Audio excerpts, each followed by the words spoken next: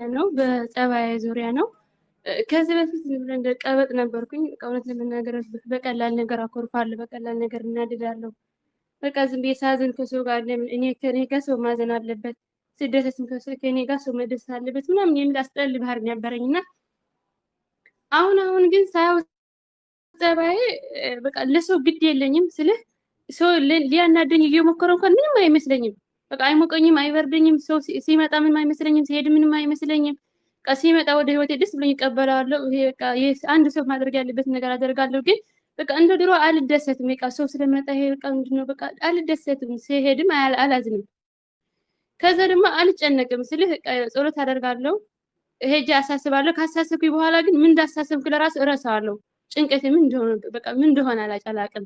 እሰራለሁ፣ ተኛለሁ፣ እጸልያለሁ። በቃ ዝም ብዬ እንደዚህ ሆኛለሁና አንዳንዴ ግራ ገብቶኛል። እንዴ የሰው ልጅ ሆነ አስሬ እንኳን ቢጸልይ እንዴት እንደዚህ ይሆናል? በቃ ድንጋይ ሆኛለሁ። ድንጋይ ምንም አልናደድም፣ አልደሰትም፣ አይሞቀኝም፣ አይበርደኝም። እና ይሄ የመንፈሱ ይሆናል ወይስ ዝም በቃ ግራ ገብቶኛልና ይሄ ከምን እንደሆነ ልትነግረኝ ብዬ ነው ወንድሜ። መካከል እኮ ነው መሆን ያለብን እቴ። ማለቴ ሰው ሲሄድም ለምን አልተናደድኩም ብለንም ማሰብም የለብንም። ሲመጣም ደግሞ በጣም መደሰትም የለብንም። በመካከለኛ ስሜት ነው መቀበል ያለብን። ለምን እንደዚህ ሆንኩኝ ከሆነ ችግር የለውም። ሲወጣም ሲሄድም ለምን ስሜታዊ ያልሆንኩም ከሆነ እንደውም ስሜታዊ መሆን ነው ጥያቄ ውስጥ መግባት ያለበት። ሰው ወደ ህይወታቸው ሲመጣ በጣም በደስታ ይቀበላሉ። ለምን? ብቸኝነት ውስጥ ካሉ ከዛ ብቸኝነት ህይወታቸው የሚያወጣቸው እየመሰላቸው ያን ሰው በደስታ ይቀበላሉ። ከዛ ሲወጣ ደግሞ ከፍተኛ የሆነ ስሜት ይሰማቸዋል፣ ልባቸው ይሰበራል። ምክንያቱም ሙሉ ለሙሉ ተስፋቸውን እዛ ሰው ላይ ስላደረጉ ስለገነቡ፣ አይከዳኝም ብለው ስለተማመኑ። ከዛ ሰው ታዲያ ድንገተኛ ክደት ሲመጣ ወይም ከህይወታቸው ሲርቅ በጣም ውስጣቸው ያዝናል፣ ስሜታዊ ይሆናል። ይሄ ጥሩ አይደለም። ሁለቱም አይመከሩም። ሲመጣም በጣም መደሰት የለብንም፣ ሲሄድም ደግሞ በጣም ማዘንም የለብንም። መካከለኛ የሆነ ስሜት ነው ሊኖረን የሚገባው። ሰውን እንደ ሰውነቱ ነው የምንቀበለው። ለምን እንደዚህ ሆንኩ ነው ጥያቄሽ እህቴ? እንደዚህ ከሆነ ችግር የለውም። አዎ ጥያቄ ለምን እንደዚህ ሆንኩኝ ነው ደግሞ በቃ ቅድም ከሰው ጋር ማውራት ቡሴቴ ማውራት እወዳለሁ። አሁን በቃ ቡሴቴ ለብቻ ነው ሰው በቃ ይሄን በቃ ሰው ማውራት ለራሱ ብዙም እንትን አይደለም። በቃ ማህበሩ ውላለሁ፣ ከማህበሩ ወደ አንዱ ዩቲዩብ ገብቼ ትምህርት ተማለሁ፣ እጸልያለሁ፣ እተኛለሁ። እንደ ድሮ ሰው አልናፍቅም። ሰው ለራስ መናፈቅ ትቶኛል። በቃ ስለዚህ ጠባቂ ነው ያለ ይሄ ማለት ይሄ ግራ የገባኝ ከድሮ በጣም ስለተቀየረብኝ ነው። ሰው ቢጠይቀኝ ባይጠይቀኝ ግድ የለኝም። በቃ ዝም ብዬ እንዴት ብዬ ላስረዳህ? በቃ ደግሞ አላኮርፍም። የሆነ ነገር ሲናገረኝ ሰው አላኮርፍም። ጥሩ እኮ ነው ታዲያ ለማኩረፍ። ቆይ እህቴ ሳይ ደግሞ ዝም ብዬ ይሄ እኮ እንደዚህ ይሰማል? እህቴ ይሰማል? ድምፅሽ ግን ይቆራረጣል። ይሄ ታዲያ መልካም ጸባይ እኮ ነው አሁን እያወራሽኝ ያለው። ሰው ሲሄድ አላኮርፍም። እንዴት ታዲያ ማኩረፍ ነው እንዴ ጥሩ? ማኩረፍ ነው እንዴ ታዲያ ጥሩ? ግድ አይሰጠኝም ለማለት ነው። ይገባኛል ሀሳብሽ። መሆንም ያለበት እኮ እንደዛ ነው። ግልጽ ነው አይደለ? እዚህ ጋር ሰዎች ወደ መንፈሳዊነት ሲመጡ እንደዚህ አይነት ስሜት ለምን ይፈጠርባቸዋል? ከሰው መጠበቅ ያቆማሉ። ሙሉ ለሙሉ ከሰው መጠበቅ ያቆማሉ። ለምንድን ነው እንደዚህ አይነት ለሰው ወደ መንፈሳዊነት ስንመጣ እንዲህ አይነት ስሜት የሚፈጠርብን ከተባለ በሁለት መንገድ ልናይ እንችላለን። አንደኛ ከሰው መጠበቅ እናቆማለን። ተስፋችን ማን ይሆናል? ንገሩኝ። ማን ነው የሚሆነው ተስፋችን ወደ እግዚአብሔር ስንመጣ? እግዚአብሔር ይሆናል። እሱ ነው ተስፋ የምናደርገው። በጸሎት ከሱ ጋር ነው የምንነጋገረው። ስለ ሰው አንጨነቅም። ለሰው እንደ ሰውነቱ እናስብለታለን፣ እንደ ሰውነቱ እንቀበለዋለን። ከዚህ ውጭ ግን ስሜታዊ ለምን አልሆንኩም የሚለው እህቴ ሐዋርያው ቅዱስ ጳውሎስ አንዱ ምንም ሳይሆን ይላል ገላትያ መልእክት ላይ ምንም የሆነ ቢመስለው ራሱን ያታልላል ይላል። ስለዚህ በሚፈጠርብሽ ጸባይ ግራ እየተጋባሽ ነው ያለሽው ምንም ሳትሆኚ ማለት ነው። እና ትክክለኛ የሆነውን ለይተሽ ወቂ እሺ እህቴ። ትክክል። እንደውም እሱ መጥፎ ስሜት የሚባለው ሰው በሄደና በመጣ ቁጥር ልባችን የሚሰበር ከሆነ፣ ስሜታዊ የምንሆን ከሆነ፣ ምንነካ ከሆነ፣ ራሳችን መቆጣጠር የሚያቅተን ከሆነ ይሄ ጤነኛ ስሜት አይደለም። ጤነኛ ስሜት አይደለም። ሰው ደግሞ ትንሽ ስለተናገረ የምናኮርፍ ከሆነ አጋንንታዊ እንጂ ጤነኛ ስሜት አይደለም። ለምን አላኮረፍኩም? ለምን ግድ አልሰጠኝም? ለምን ስሜታዊ አልሆንኩም? ለምን አልደነገጥኩም? ከሆነ ይሄ ትክክል አይደለም እህቴ። እንደዛ ብለሽ ራሱ መመኘትሽ ማሰብሽ ራሱ ግልጽ ነው አይደለ? ለወደፊቱ ግን የምመክርሽ ነገር ምንድን ነው? ሰው ምንም ቢናገርሽ አሁንም አታኩርፊ። ልታኮርፊም አይገባም፣ ትክክልም ስላልሆነ። ሰውን እንደ ሰውነቱ ነው ማየት ያለብሽ። ግልጽ ነው አይደለ? እንደ ሰውነቱ ተቀበዩ።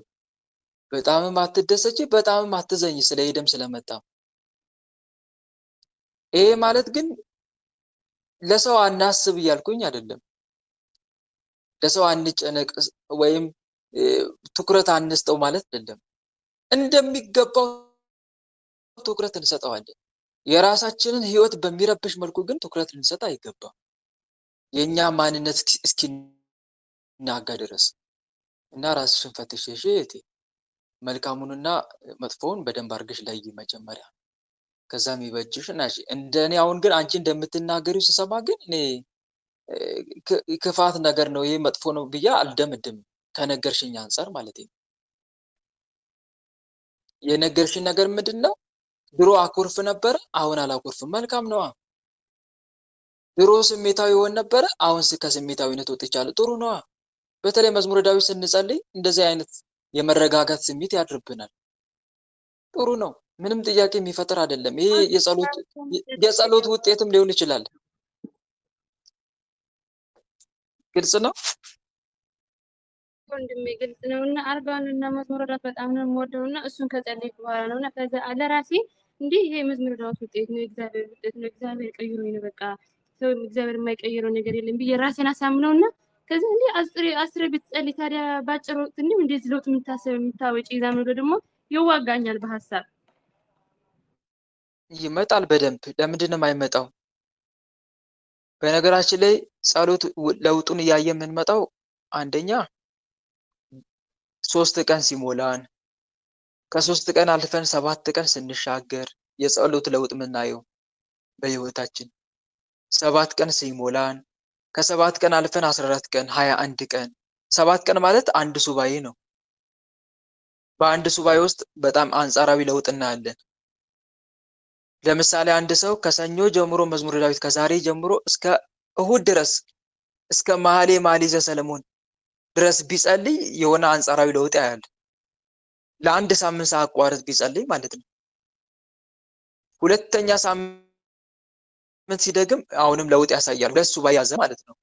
እንደገና እንደዛ እያለ 40 ቀን ሲሞላ ደግሞ የሚገርም ለውጥ ማየት ይጀምራል። 40 ቀን ሲሞላው መዝሙረ ዳዊት ሳያቋርጥ ሲጸልይ ማለት ነው።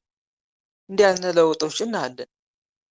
ግን ግራ አትጋቢሽ እህቴ፣ በትልሽ በትልቁ እንደዚህ አይነት ነገር ደግሞ በጎ ነገር ሲገጥምሽ አምላክሽን አመስግኝ እንጂ ግራ ልትጋቢ ልትጨነቂ አይገባም ለማለት ነው። ሌላ ሰው ካለ ይግባ።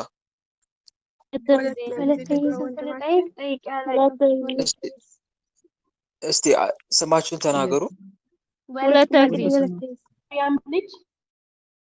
ወለተ ጊዮርጊስ፣ ወለተ ጊዮርጊስ የለችም። እሺ ሌላ ሰው ይጥራ ስሙን። ማርያም ልጅ ማርያም ልጅ። እሺ የማርያም ልጅ። እሺ እኔ ነኝ። አዎ ቀጥይ እህቴ። እሺ ወንድሜ፣ ቃል ሕይወት ቃለ በረከትን ያሰማልን፣ በረከቱ ያድልልን። እኔ የራሴ ነገር ነውና ኤርፎን ንቀይ። በጣም አሮጊት ናትና በቃ አለ አይደለ እሷ የሆነ ነገር ስትናገር አውቀዋለሁ፣ ግን አእምሮዋ ትንሽ ትረሳለች፣ ያለችውን የሆነችውን ሁሉም ትረሳለች። እና አንዳንዴ ደግሞ በስመ ስላሴ እና እንዴት ነው እኔ ደግሞ እሷ የምትናገረው ንግግር በጣም ነው የምናደደው። ለምን እንደሆነ አላውቅም። እናደዳለሁ። ሁለተኛ ነገር ተመልሼ አናግራታለሁ። አናግሬም ደግሞ እንዴ ለምን አናገርኳት እንደዚህ እንደው ትልቅ ሰው ናት እኮ በቃ አለ አይደለ ትንሹም ሆነ ትልቅም ሆነ አስሬ ትጠይቀኛለች። የሆነም ያልሆነም ይሄ ከምን አንጻር ነው ብዬ ነው አሰብኩት። ማን ነው የሚጠይቅሽ? አሰሪዋ ነው? አዎ አሮጊት ናትና አሮጊት ቤት ነው የሚሰራው። ልጆቿ የሉም። ምን ያለውበት እኔና እሷና የሆነ ልጅቷ አለች። ልጅቷም ደግሞ ተነስታ ይሆናል አይደለ ስትናገር እሷ ላይም ሆነ እኔ ላይም ሆነ ስትናገር ለምንድን ነው የተናገርሽው? ለምንድን ነው እንደዚህ ነገር የምትናገር ብዬ በጣም ቶሎ እናደዳለሁ። ቶሎ መልስ እመልሳለሁ ማለት ነው። እና አሮጊት ስለሆነች በቃ የሆነም ያልሆነም ትጠይቀኛለች። እዛኔ ደግሞ እኔ ትዕግስት ሲኖረኝ ሲገባኝ እንዴት ነው በጣም ነው የሚናደደው። ልትናደጂ አይገባም እታለምዬ። በትዕግስት ነው መመለስ ያለብሽ። በትዕግስት መልሽላት። ትዕግስትን ገንዘብ አድርጊ። ትዕግስተኛ ሰው ከኃያል ሰው ይሻላል፣ በመንፈሱም የሚገዛ ከተማ ከሚወስድ ይበልጣል ይላል። በትዕግስትና በሰከነ መንፈስ ሰው ለማስረዳት ሞክሪ። ሌላው ምን ሊሆን ይችላል? ከአንቺ መናፍስት እየተነሱ አንቺ የምትናደጅበትን ምክንያት እየፈጠሩ በቅርብ ሰዎች አንቺ በምታውቂያቸው ወይም በምታገለግያቸው ሰዎች ሲፈታተኑሽ ነው። አጋንንት እኛ የሚፈታተኑን እኛ የእኛን ማንነት መለወጥ ካልቻሉ አጠገባችን ያሉትን ሰዎች ጋር እያደሩ እኛን ደስ የማያሰኝ ስራ እንዲሰሩ እያደረጉ ያማርሩናል፣ ያበሳጩናል። እሷን መታገሽ በራሱ ተጋድሎ ነው። እሺ መታገስሽ ራሱ ራሱን የቻለ ተጋድሎ ነው። ልክ እንደ ቅድስት ወለተ ጴጥሮስ ቅድስት ወለተ ጴጥሮስ በጣም አስቸጋሪ የሆነችውን አሮጊት በጣም በትዕግስት ያገለገለቻት። ያችኛው አሮጊት ብዙ ነገር አድርጎላት አታመሰግንም። የምስጋና ቃል ከአፏ አይወጣም። ከዛም አልፎ ደግሞ ውሃ ቀጠነ ከሰል ጠቆረ እያለች ትደበድባለች። ቅድስት ወለተ ጴጥሮስ ራሷን ዝቅ አድርጋ በትዕግስት እና በጽናት አገልግላታለች። በዚህም ምክንያት መድኃኔዓለም ጸጋ ሰጥቷታል። አጋንንትን የማስወጣት በሽተኞችን የመፈወስ ጸጋ ሰጥቷታል። ለቅድስት ወለተ ጴጥሮስ በትዕግስት ጸጋ ይገኛል። የእግዚአብሔር ጸጋ በትዕግስት አጋንንትን ድል መንሳት ይቻላል። ስለዚህ ትዕግስትን ገንዘብ አድርጊ። እሺ እህቴ፣ ትዕግስት አንዱ ሰይጣን የመዋጊያ መሳሪያችን ነው። በዚህ ተለማመጂ። እንደውም መለማመጃ ትሁን። ትዕግስትን የምትለማመጅባት እናት የምትለማመጅባቸው ናቸው እነኚህ። በተለይ አረብ ሀገር ያላችሁ እህቶቼ፣ ወንድሞቼ ትዕግስትን ገንዘብ አድርጉ። አሰሪዎቻችሁ ያማርሯችኋል፣ ያበሳጫችኋል። ግን ቅዱስ ጴጥሮስ እንዲህ ብሏል፣ ስለ ጌታ ብላችሁ ለሰው ስርዓት ሁሉ ተገዙ ይላል። አንደኛ ጴጥሮስ ምዕራፍ 2 ቁጥር 18 አካባቢ ላይ ምዕራፍ 2 ቁጥር 13 ላይ አካባቢ ስለ ጌታ ብላችሁ ለሰው ስርዓት ሁሉ ተገዙ። ሰዎች ብዙ ነገር አድካሚ ነገር ያዟቸዋል። ግን ስለ ጌታ ብላችሁ ተገዙ ማለት እሺ በሉ፣ አትነጫነጩ፣ አትሰዳደቡ፣ ኃይለ ቃል አትነጋገሩ ነው። ትዕግስትን ገንዘብ አድርጉ። ይሄ ራሱን የቻለ ተጋድሎ ስለሆነ ነው። እና እህቴ ተጋድሎ መሆኑን አስበሽ መልስ አትመላለሽ። ንዴትሽን ዋጥ አድርጊ። ለቁጣ የፈጠነ ሰው በጥፊያ ስለሚወርቅ ብዙ ኃጢአት ይፈጽማል።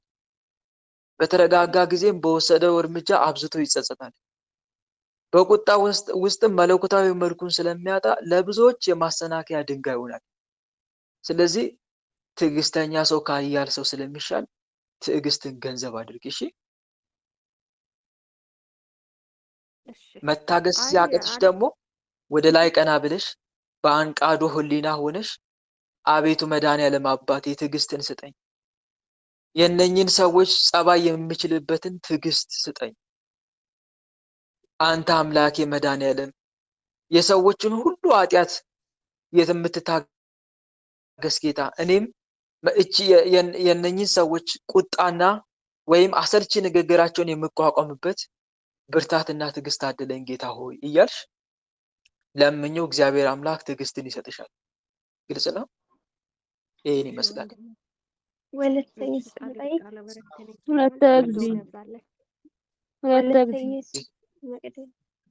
ወለተ እግዚእ ኤርፎን ይሰማል? እየነቀላችሁ። አዎ ይሰማል? ይሰማል። ኤርፎን ንቀሉ። ኤርፎን አላረኩም። አንድ ነው የመጣው ወንድማችን። ቀጥይ እሺ።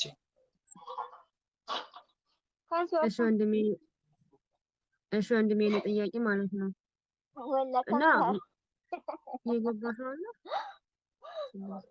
ማይካችሁን ዝጉ እንጂ ሌሎቻችሁ አድሚኖች የት ናችሁ? የእሷ ነው ወንድማችን። እሺ ካለሽበት ዞር ብለሽ ጠይቂ እህቴ። አረ የኔ አይደለም ወንድሜ፣ የኔ አይደለም። የተከፈተ ግን ነው። የእሱ አይደለም የሌላ ሰው ነው። እሺ ወንድሜ የኔ ጥያቄ ማለት ነው ይሰማል? አዎ ይሰማል። ማይክ ግን ዝጉ። ሌሎቻችሁ አድሚኖች ተቆጣጠሩ ማይክ። እሺ ቀጥይ። እንትን ሁሉ ጊዜ ማለት ነው ራሴን በጣም በተደጋጋሚ ያመኛል እና ደግሞ በተለይ እንደዚህ ምግብ በልቼ ስጨርስ ነው የሚያመኝ እና ምንድነው ምግብ ስበላ ነው የሚያመኝ እና የሆነ ይቆያል፣ 4 ቀን ይቆያል። በተደጋጋሚ ነው የሚያመኝ፣ ራሴ በጣም ነው የሚያመኝ። ሲያመኝ ደግሞ ማለት ነው እንኳን ለመጸገድ ራሱ አልችልም፣ በጣም ነው የሚያመኝ። ምንሽን ነው የሚያምስ? ራሴን ምግብ ራስ ስበላ ምታት? በልቼ ስጨርስ በልቼ ስጨርስ ነው ሁሉ ጊዜ የሆነ በተደጋጋሚ ያመኛል ማለት ነው። እናትንም ማለት ሳይቋረጥ ነው የሚያመኝ፣ አይተወኝም ቶሎ እና ከምንድን ነው እሺ ከምግብ ጋር የተያያዘ ህመም ከሆነ በሁለት አንግል ልናይ እንችላለን። አንደኛ በምግብ የተመተተ መተት ካለ፣ ሁለተኛ ደግሞ ምግብ በምንበላበት ሰዓት አይቶ የገባ ቡዳ መንፈስ ካለ። ከእነኚህ ከሁለቱ አንዱ ይሆናል። ግልጽ ነው። ወይ በምግብ የተመተተ መተት ካለ ወይ ደግሞ ምግብ በምትበይበት ሰዓት አይቶ የገባ ቡዳ መንፈስ ካለ። ልክ ምግብ በልቼ ስጨርስ ነው የሚያመኝ ማለት ነው እኮ እነኚህ መናፍስቶች ሊሆኑ ይችላሉ። እነኚህ መናፍስቶች ሊሆኑ ይችላሉ። ወይ በምግብ የገባ መተት አለ ወይ ደግሞ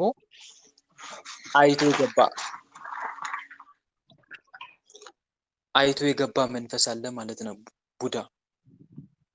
ልክ ስንበላ ህመም የሚያመጣ ከሆነ አንቺ ጋር ራስ ምታት ነው፣ ሌላ ጋር ግን ጨጓራ ህመም ያመጣል፣ የጨጓራ ህመም ይቀሰቅሳል፣ ወይም ደግሞ የሆድ ቁርጠት ያመጣል። እንዲህ አይነት ወይም ደግሞ ማስመለስ ሊያመጣ ይችላል። አንቺ ጋር ግን ራስ ምታት ነው እና ዞሮ ዞሮ ግን ያመኛል። ጨጓራም ግን ራሴን በጣም ነው በቃ ምን ልበል አያቆምም ማለት 3 ቀን 4 ቀን ይቆያል በተደጋጋሚ ማለት ነው እኮ ዞሮ ዞሮ ከምግብ ጋር የተያያዘ አጋንንት አለ ማለት ነው። መተት ወይ ደግሞ አይቶ የገባ ቡዳ እና መፈተሽ አለብሽ። በመቁጠሪያ በምትቀጠቅጭበት ሰዓት እየቀጠቀች ከምግብ ጋር ተያይዘ የገባ ወይም ደግሞ በምበላ ሰዓት ጠብቀ በራስ ምታት የምትፈታተነኝ፣ ጨጓራዬን በማሳመም እንዲሁም በራስ ምታት የምትፈታተነኝ የመተት ወይም የቡዳ ወይም የአዛብ መንፈስ እኔ ማላውቅ ቸሩ መድኃኔዓለም የሚያውቀ ራስን አጋልጥ እያልሽ ቀጥቅጪው። መልካም መድኃኔዓለምን ጸልየሽ መድኃኔዓለም እንዲያጋልጥልሽ ተማጽነሽ ማለት ነው። ስራውንም እንዳስቆምልሽ ጭምር። ግልጽ ነው። ያን አድርጌ። እሺ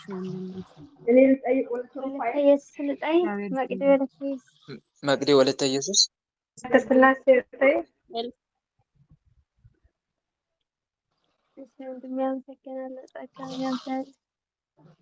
አሜን። ይህ ጥያቄ ማለት ነው እሺ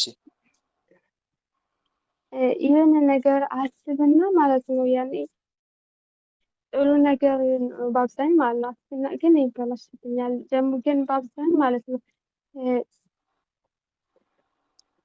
ጸሎት ለመጸለይ ምናምን ማለት ነው ወይ ሚካኤል መድኃኔዓለም የማርያም ቀን በሆነ በአብዛኝ ማለት ነው። ግን ሌላ ቀን እንደ ዛሬ አስብና ምናምን ቶሎ ተነስቼ ጸልያለሁ ምናምን ብዬ ቀድሜ አስብና ምናምን ከዛ አስተኝቶኝ ሰዓቱን ያሳልፍብኛል። ግን አስተካክዬ ከዛም በኋላ ግን ማድረሴን አትሆን ግን በቃ በተደጋጋሚ ነው ያስተዋልኩት ማለት ነው። ሰዓቱን ያሳልፍብኛል ማለት ነው። ደግሞ ጸሎት ስጸልይ ምናምን ማለት ነው አንዳንድ ጊዜ ሀሳቤ ሌላ ነገር እያሰብኩ ነው የምጸልየው ምናምን ሌላ ነገር እያሰብኩ ስጸልይ ምናምን ጸሎት ቶሎ ያልቅልኛል። ደግሞ አንዳንድ ጊዜ አስተውዬ በጸለይኩ ሰዓት ብዝት እያለብኝ ገጹ ነው ያለው ምናምን ማለት ነው። ቶሎ አያልቅም እንዲህ እያልኩ ማለት ነው። እና በጣም ይሰለቸኛል ማለት ነው። እሺ መልካም እህቴ፣ የሆነ መልካም ነገር አስቤ ይበላሽብኛል ላልሽው የምታስቢውን ነገር ለእግዚአብሔር አሳልፈሽ ስለማትሰጪና ጉዳዩን ከእግዚአብሔር ጋር ስለማትማከሪበት ነው። ስለዚህ ከዛሬ ጀምረሽ መልካም ነገር ማሰብ ብቻ ሳይሆን ጌታ ሆይ ይሄ መልካም ነገር እንዲፈጸም ማን ነው ማይክ እየከፈተ የሚረብሸን? በማምላክ ለምን አሰሙም? እህት ወንድሞች ማይካችሁን ዝጉ፣ አትረብሹ። ለማዳመጥ ከመጣችሁ ማይካችሁን ተቆጣጠሩት። የሰው ሊና አትስረቁ ማይክ እየከፈታችሁ። እና እህቴ እዚህ ጋር ማረዳት ያለብሽ ነገር ምንድን ነው? የሆነ ነገር መልካም ነገር ስላሰብሽ ብቻ አይፈጸምም። ምክንያቱም አንቺ መልካም ነገር ስታስቢ ያ መልካም ነገር እንዳይፈጸም ደግሞ እግር በእግር እየተከታተለ ከስር ከስር የሚያጨናግፍ መናፍስቶች በጣም ብዙ ናቸው። ለምሳሌ ገርግር አይነ ጥላ ራሱን የቻለ የምናስበውን ነገር ሁሉ እግር በእግር እየተከታተለ የሚያበላሽ መንፈስ ነው ገርግር አይነ ጥላ። የቤተሰብ ዛር መናፍስት፣ እንዲሁም ደግሞ የመተት የእድል መናፍስቶች፣ እነኚህ ሁሉ ተቀናጅተው የምናስባቸው መልካም ነገሮች ሁሉ እንዳይሳኩ እግር በእግር እየተከታተሉ ያበላሹብናል። ስለዚህ ይሄ ሁሉ ጦርነት ስላለብን ማሰብ ብቻ ሳይሆን አሳልፈን ለእግዚአብሔር መስጠት አለብን። ቢቻል በጸሎት የሆነ አንድ ጸሎት ትጸልዩና ያንን በዛ ጸሎት መጨረሻ ላይ ይሄን ጉዳይ ያሰብኩትን መልካም ነገር ይፈጸም ዘንድ ለአንተ አሳልፌ ሰጥቻለሁ እያለን አሳልፈን መስጠት መቻል አለብን። እንዲህ አይነት ነገሮችን ማድረግ ልማድ አድርጌ እሺ እህቴ፣ ማሰብ ብቻ ሳይሆን ከእንግዲህ ሌላው ደግሞ ሲቀጥል ጸሎት ስጸልይ በጊዜ ተነስቼ እንዳልጸልይ እንቅልፍ ያሸንፈኛል ላልሽው ደግሞ ከመተኛትሽ በፊት አስቀድመሽ ልትጸልይ ያሰብሽው ጸሎቶች ይኖራሉ አይደለ? እነኛ ጸሎቶች ለመጸለይ እንዲያበቃሽ ያንን ቅዱስ ተማጽነሹ ተኝ ስተኝ። ለምሳሌ እንበልና ጠዋት ውዳሴ ማርያም ለመጸለይ ካሰብሽ፣ ማታ አርጋኑ እየጸለሽ ካሰብሽ ወደ መብራን ጠጋቲና በስዕሏ ፊት ቆመሽ ወይም ተንበርክከሽ እመቤቴ ሆይ ጠዋት ያንቺን ውዳሴ ማርያም ለመጸለይ አስቤያለሁ፣ የልጅሽ ፈቃድ ያንቺን ፈቃድ ቢሆንልኝ፣ እናም እናቴ በጊዜ ተነስቼ ይህን ጸሎትሽን ለመጸለይ አብቂኝ፣ ቀስቅሽኝ እናቴ፣ አደራ እናቴ ቀስቅሽኝ ብለሻት ተኝ። ግልጽ ነው። ከዛ በኋላ በእምነት እንደምትቀሰቅስሽ ታምነሽ ተኝ። ከዛ በኋላ ተነስተሽ መጸለይ ነው። ሌላው ሲቀጥል ደግሞ መናፍስቶቹንም በቅድስት ድንግል ማርያም ስም ወይም ደግሞ ልትጸልዩ ባሰብሽው ቅዱስ ጸሎት ስም አስረሻቸው ተኝ ስተኝ። ከዛ በኋላ ተነስቶ መጸለይ ነው።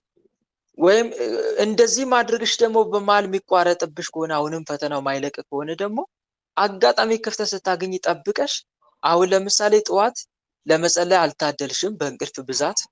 ከዛ በኋላ ግን የሆነ በስራ ምክንያት የሆነ ምግብ የምትበይበት ሰዓት ሊሆን ይችላል፣ ወይም ደግሞ የሆነ ክፍተት ታይም የምታገኝበት ያችን ሰዓት ተጠቅመሽ በእንቅልፍ ምክንያት የተሸወደችብሽን ያሳለፍሽውን ጸሎቷን መጸለይ፣ እረፍት ጊዜሽንም ተጠቅመሽ ማለት ነው። እንደዛ እያደረግሽ ታገኝ፣ ግን እጅ አትስጪ። ይሄን ይመስላል እህቴ። ወለተ ሐና አቤቱ ማርያም ኦይ ሌላ ሰው መቻልኩኝ ተመለሰልሽ መቅዲ? ተመልሰልኛል፣ ግን ደግሞ ማለት ነው በጣም ፍርሃት አለብኝ ማለት ነው። ወንዶችን በአብዛኝ ደግሞ እንዴት እንደምፈራ በወንዶች አካባቢ ምናምን ካለፍኩ የሆነ ደነቅፋለሁ ምናምን ይሞቀኝና ደግሞ በጣም በቃ ያልበኛል ምናምን። ከሰዎች ጋር እንደዚህ ተወራራቱ አይን ላይ እንደዚህ እየታዩ ማውራት አልችልም። በጣም እፈራለሁ። ያን ወንዶችን ሴቶችን ቢሆን ግን በአብዛኛው ግን ከወንዶች አጠገብ በቃ በጣም እፈራለሁ። ስፈራ ይሞቀኝና አላቢ ያልበኝ። ለምን እንደምፈራ አላውቅም። በቃ በጣም ነው የምፈራው ማለት ነው። መልካም። እዚህ ጋር የምትፈሪበት ምክንያት ብዙውን ጊዜ ሴቶች ወንዶችን መቅረብ፣ ወንዶች ደግሞ ሴቶችን መቅረብ የሚፈሩበት ምክንያት ከሁለት አንግል ሊሆን ይችላል። አንደኛው ውስጥ ባደፈጡ አይነ ጥላ መናፍስቶች፣ ወንዱ ጋር ሴት አይነ ጥላ ካለች ወንዱ ሴት መቅረብ ይፈራል፣ ሴት መቅረብ ይፈራል። ሴቷ ደግሞ ጋር ወንድ አይነ ጥላ ካለ እንደዚሁ ወንዶችን መቅረብ ትፈራለች ማለት ነው። ዓላማው የትዳር ዕድልን መዝጋት ነው። ማህበራዊ ኑሮን ማጥፋት የትዳር ዕድልንም መዝጋት ነው። ወይም ከዚህ ይሄ ባይሆን እንኳን የትዳር ዕድል ዝጋ ተብሎ የተላከ መተት፣ የዘበኛ መንፈስ፣ የትዳር ዕድል መተት፣ ትዳር እንዳትይዝ ጠብቃት፣ ወንዶችን አባርባት ብሎ የተላከ መተትም ካለ ደግሞ መንፈሱ ወንድ እንዳትቀርቢ እንድትፈሪ ያደርግሻል። ወንድ ጋር ልትቀርቢ ስትይ በዚህ ምክንያት ወንዶችን ከአንቺ ምን ያደርጋል? ያርቃል፣ ወይም ያለ ምክንያት እንድትፈሪ ያደርጋል ማለት ነው። ይሄ ሊሆን ይችላል። ግን አንቺ የአጋንንቱ ሴራና ተንኮል መሆኑን አውቀሽ አንደኛ ፍርሃትሽን ለማስወገድ ጥረት አድርጊ። መናፍስቱን ደግሞ በጸሎትና በስግደት እንዲሁም በመቁጠሪያ ተቃውሚ፣ ተዋጊው። መጽሐፍ ዲያብሎስን ተቃውሙ ከእናንተ ይሸሻል፣ ወደ እግዚአብሔር ቅረብ ወደ እናንተ ይቀርባል ብሎ እንደተናገረ ግልጽ ነው። ይሄን ይመስላል። እሺ ሌላ ጥያቄ?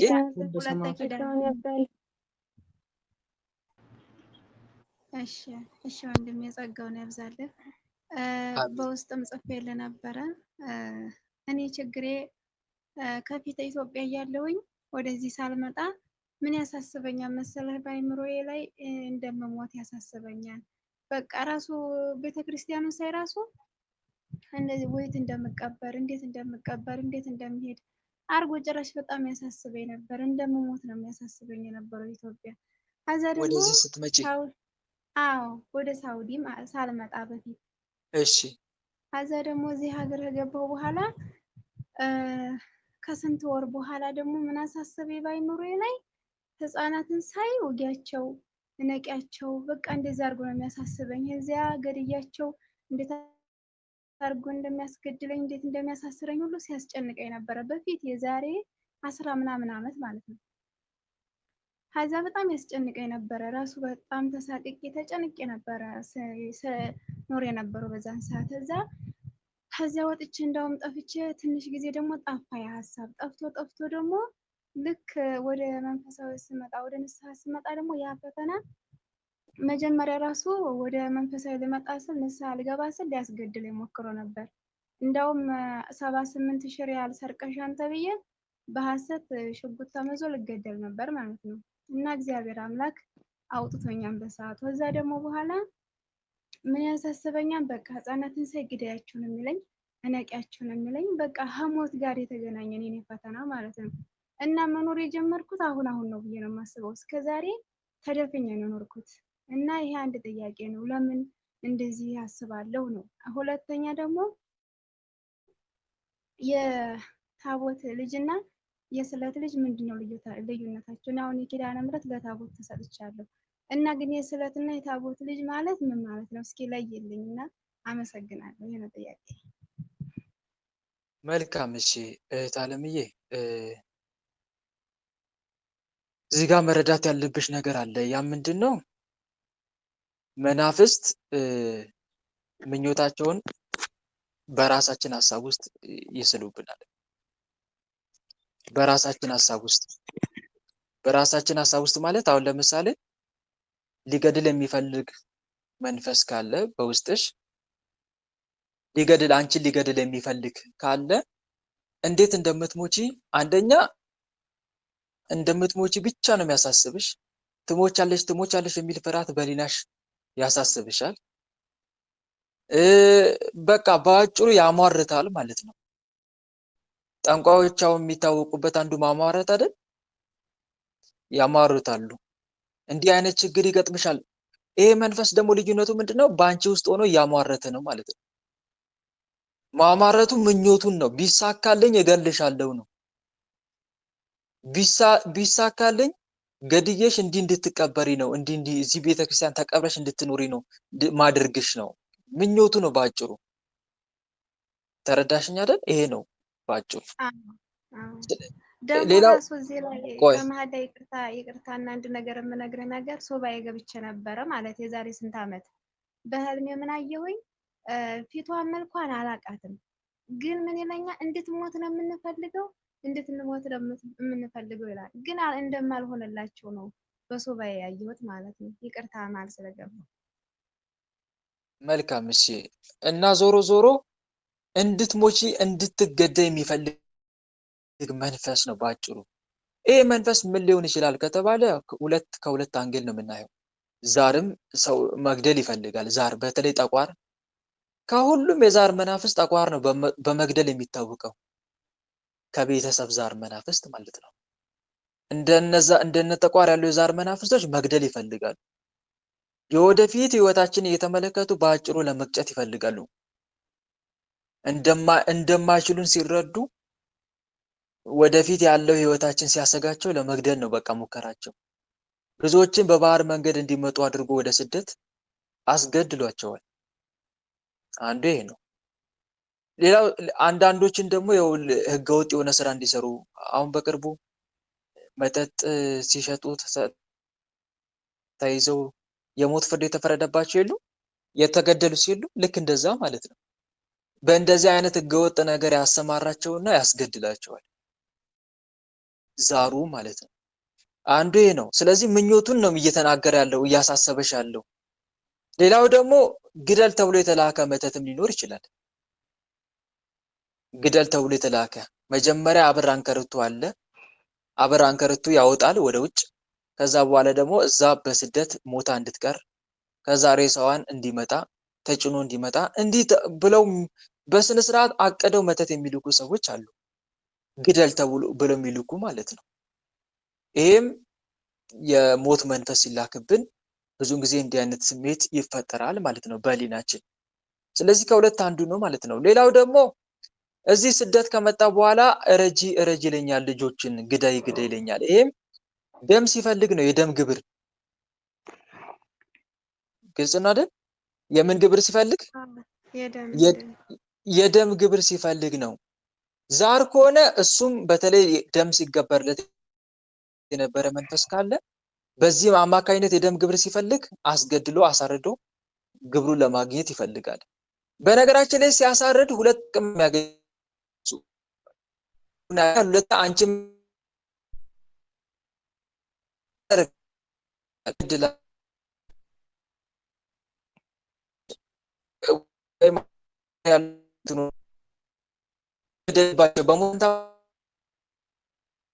የተቆራረጠ ነው ወንድም።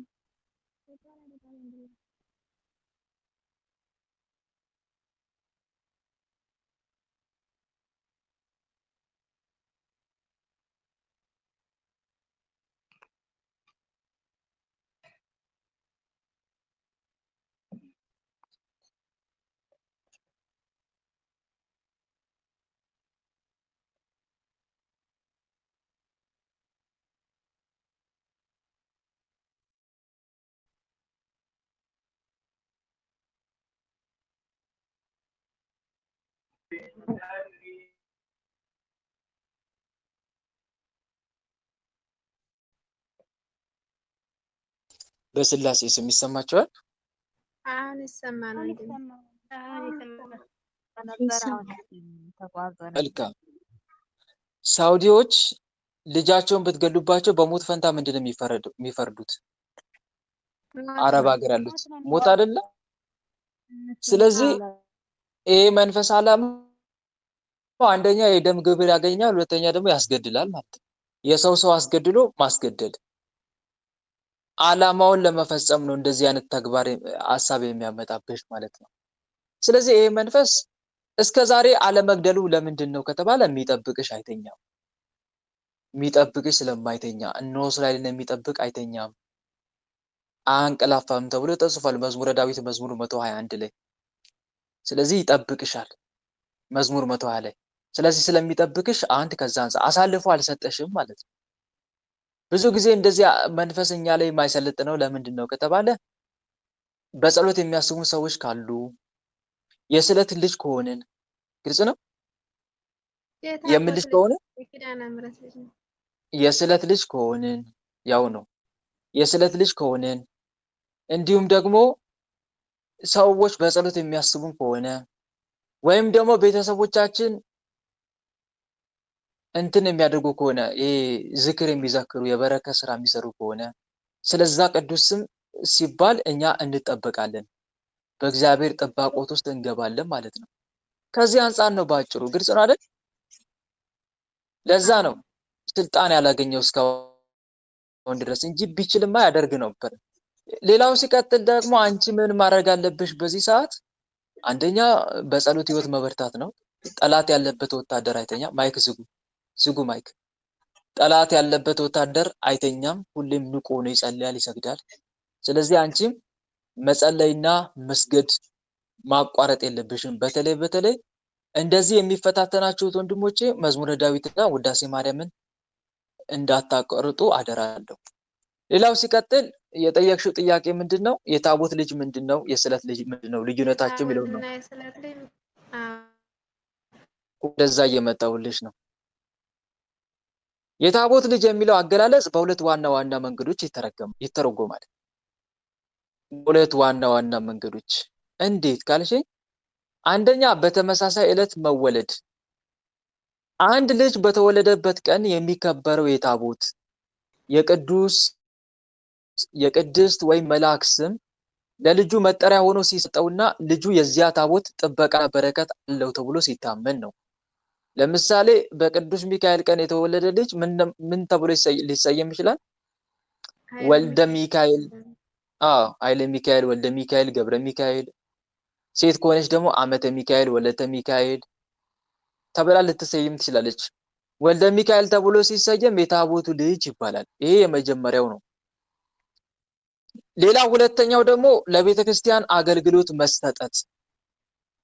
ያ ልጅ ለቤተ ክርስቲያን አገልግሎት ሲሰጥ ወላጆች ልጃቸው ሙሉ በሙሉ ወይም በተወሰነ መልኩ ለቤተ ክርስቲያን አገልግሎት ይሰጣሉ። ሙሉ በሙሉ ወይም በተወሰነ። አሁን ሙሉ በሙሉ ይሰጡ። አሁን ለምሳሌ እንዲያገባ ሳይሆን እንዲመነኩስ ከሆነ ሙሉ በሙሉ ነው፣ ህይወቱን ነው አሳልፈው የሰጡት። ሙሉ በሙሉ ወይም በተወሰነ መልኩ ለቤተ ክርስቲያን አገልግሎት፣ ለምሳሌ ለዲቁና ሊሆን ይችላል፣ ለቅዳሴ አጃቢነት ወይም ለገዳም አገልግሎት፣ ለእግዚአብሔር ማደሪያ ለሆነው ታቦት ሲሳሉ ወይም ሲሰጡ ልጁ የምን ልጅ ይባላል? የምን ልጅ ይባላል? የታቦት ልጅ ይባላል። አንዱ ይሄ ነው። የስለት ልጅ የሚባለውን ደግሞ እንመልከተው። የስለት ልጅ ማለት ወላጆች ልጅ በማጣት ተቸግረው ቆይተው ወደ እግዚአብሔር በማልቀስ በቅዱሳን ታቦት ፊት ልጅ ብትሰጠኝ እንዲህ አደርጋለሁ ብለው ስለት በመሳል ያገኙት ልጅ ማለት ነው። ልጅ ብትሰጠኝ እንዲህ አደርጋለሁ ብለው ስለት በመሳል ያገኙት ልጅ ያ የስለት ልጅ ይባላል። ከመጽሐፍ ቅዱስ ማስረጃ አለ? አዎ ማስረጃ። ለምሳሌ የሐናና የሳሙኤል ምሳሌ በመጽሐፍ ቅዱስ ውስጥ መካን የነበረችው ሐና ወደ እግዚአብሔር ቤት ሄዳ አልቅሳ ተሳለች። እግዚአብሔርም ሰማትና ሳሙኤልን ሰጣት። የእልቃና ሚስት ማለት ነው። እሷም ስለቷን ለመክፈል ልጁ ለቤተ መቅደስ አገልግሎት ሰጠችው። ይህም የመጀመሪያውና ትልቁ የስለት ልጅ ምሳሌ ነው። የስለት አከፋፈል ወላጆች ልጁን ካገኙ በኋላ የተሳሉትን ስለት ለምሳሌ ለነዳያን መመገብ፣ ለቤተ ክርስቲያን ነዋያተ ቅድሳት ማበርከት ወይም ልጁን ለቅድስና አገልግሎት ማብቃት በመፈጸም ስለታቸውን ያወርዳሉ ማለት ነው። በአጭሩ ዋና ልዩነታቸው ምንድነው ከተባለ የስለት ልጅ ትኩረቱ ልጅ የመውለድ ጉጉትና ልመና ላይ ሲሆን ከጸሎትና ከስለት በኋላ የተገኘ ልጅ ያመለክታል። የታቦት ልጅ ሲባል ደግሞ ትኩረቱ ልጁ ከተወለደ በኋላ ከታቦቱ ወይም ከመቅደሱ ጋር በሚኖረው መንፈሳዊ ቁርኝት በአገልግሎት ወይም በልደቱ ቀን ስያሜ ላይ የሚያተኩር ነው ማለት ነው። ብዙ ጊዜ በሀገራችን ባህል አንድ ልጅ በስለት ከተገኘ በኋላ ለዚያ ለተሳሉበት ታቦት ስለሚሰጥ ልጁ በአንድ ጊዜ የስለትም የታቦትም ልጅ ሊባል ግን ይችላል። ግልጽ ነው አይደል? ይሄን ይመስላል። እንደሚያዛው ያለ ልጅ ለምሳሌ ሚካኤል ቢወለድ ገብርኤል ወልደ ማን ነው የሚባለው? ጣልቃ አትግቡ፣ በራሳችሁ ጊዜ ጠይቁ። እሺ ወንድሞች፣ ይሄ ስርዓት መጣስ ነው። አሜን አሜን። በራሳችሁ የራሳችሁን ታይም ጠብቃችሁ እንዳይጠፋባችሁ ወረቀት ላይ ጽፋችሁ ጠይቁ። ተመለሰልሽ ግን እቴ? ኦ ማይ ጋድ መልሶልሻል? መልካም። ተመልሶ ወደኛም በጸሎታችሁ አስቡኝ ወንድሞች። አሜን። ወለተ ማርያም እሺ ግቢ። ገብቻለሁ ወንድሜ። ቃለ ሕይወት ቃለ በረከት ያሰማልን፣ ጸጋውን ያብዛልን ወንድሜ። በእድሜ ለጤና ይጠብቅልን፣ ማምላክ ይጠብቅልን ወንድማችን። የኔ ጥያቄ ወንድሜ ያው በህይወት የምመላለስ ነገር ነው። ወደ 7 ዓመት አሁን ሆኖብኛልና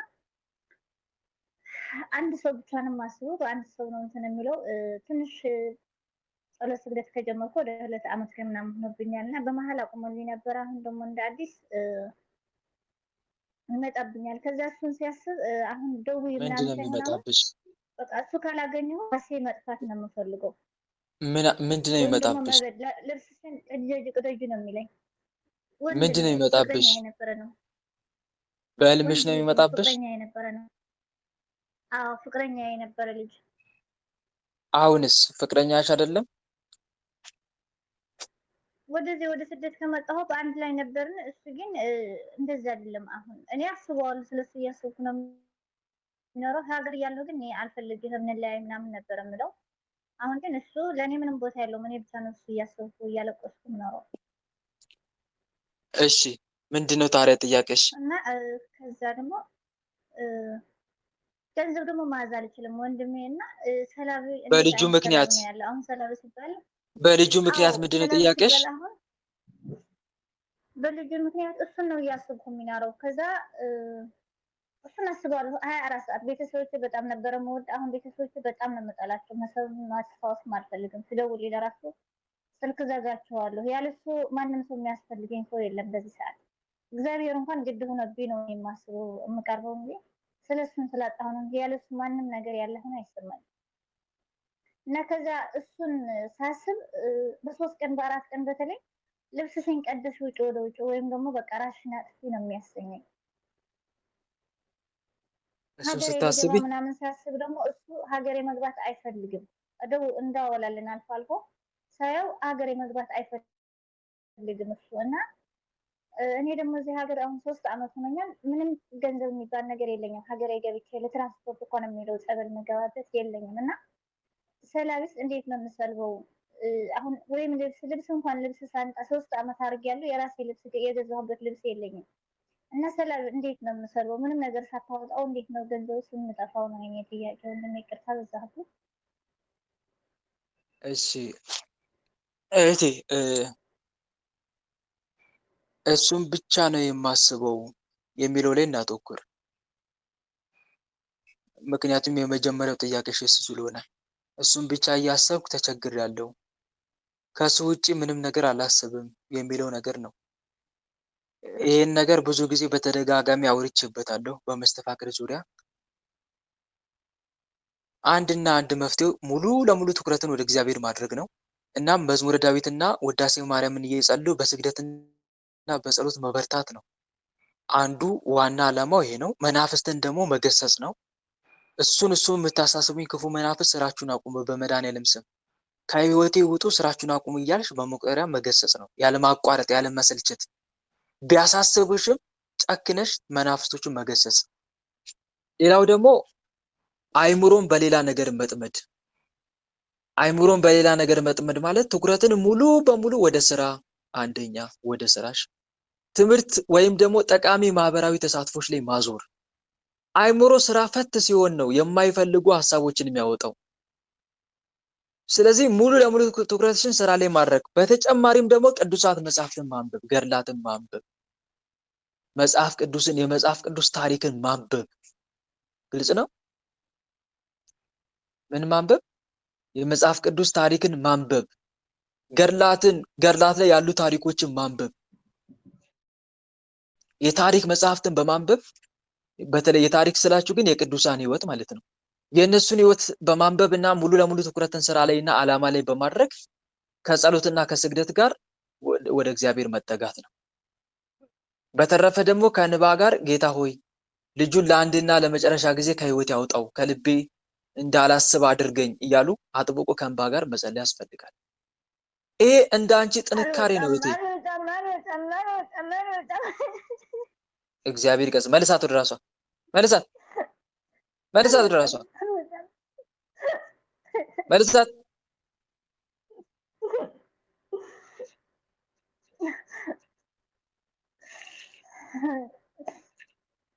ወለተ ማርያም ይሰማል። ስነ ስርዓት ያዝ አንተ። መልሳት ተባልኩ እኮ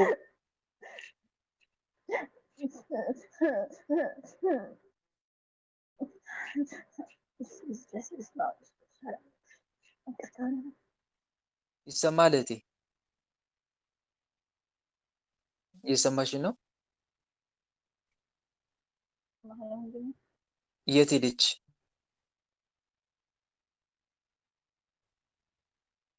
አይሰማም ወይ? ይሰማል ወንድማችን ይሰማል። የታችን አይሰማም። ኤርፎን ንቀይ። ኤርፎን ሳክተሽ የምታወሪ ከሆነ ስልኩን ወደዚህ አስጠጊ። አስወጥቷታል? መልካም። ሪከርዱን በኋላ ታዳምጣለች። እዚህ ጋር በደንብ ማዳመጥ ያለብሽ ነገር ምንድነው? እንደ ራሳችን ጥንካሬ ነው የሚወስነው። እንደ ራሳችን ጥንካሬ ማለት ለምሳሌ የሆነ ነገር ሲያሳስበን ተቀብለን የምናስተናግድ ከሆነ አጋንንቱ በቀላሉ ይረታናል። ለምሳሌ ስለ ልጁ እያሳሰበሽ እንደሆነ ካወቅሽ ስለ ልጁ እያሳሰበሽ ያለው ማን ነው? አጋንንት ነው። አጋንንት እያሳሰበሽ መሆኑን ልክ በምታውቂበት ቅጽበት ወደ መድኃኒዓለም እጅሽን ዘርጊ፣ ተንበርከኪ።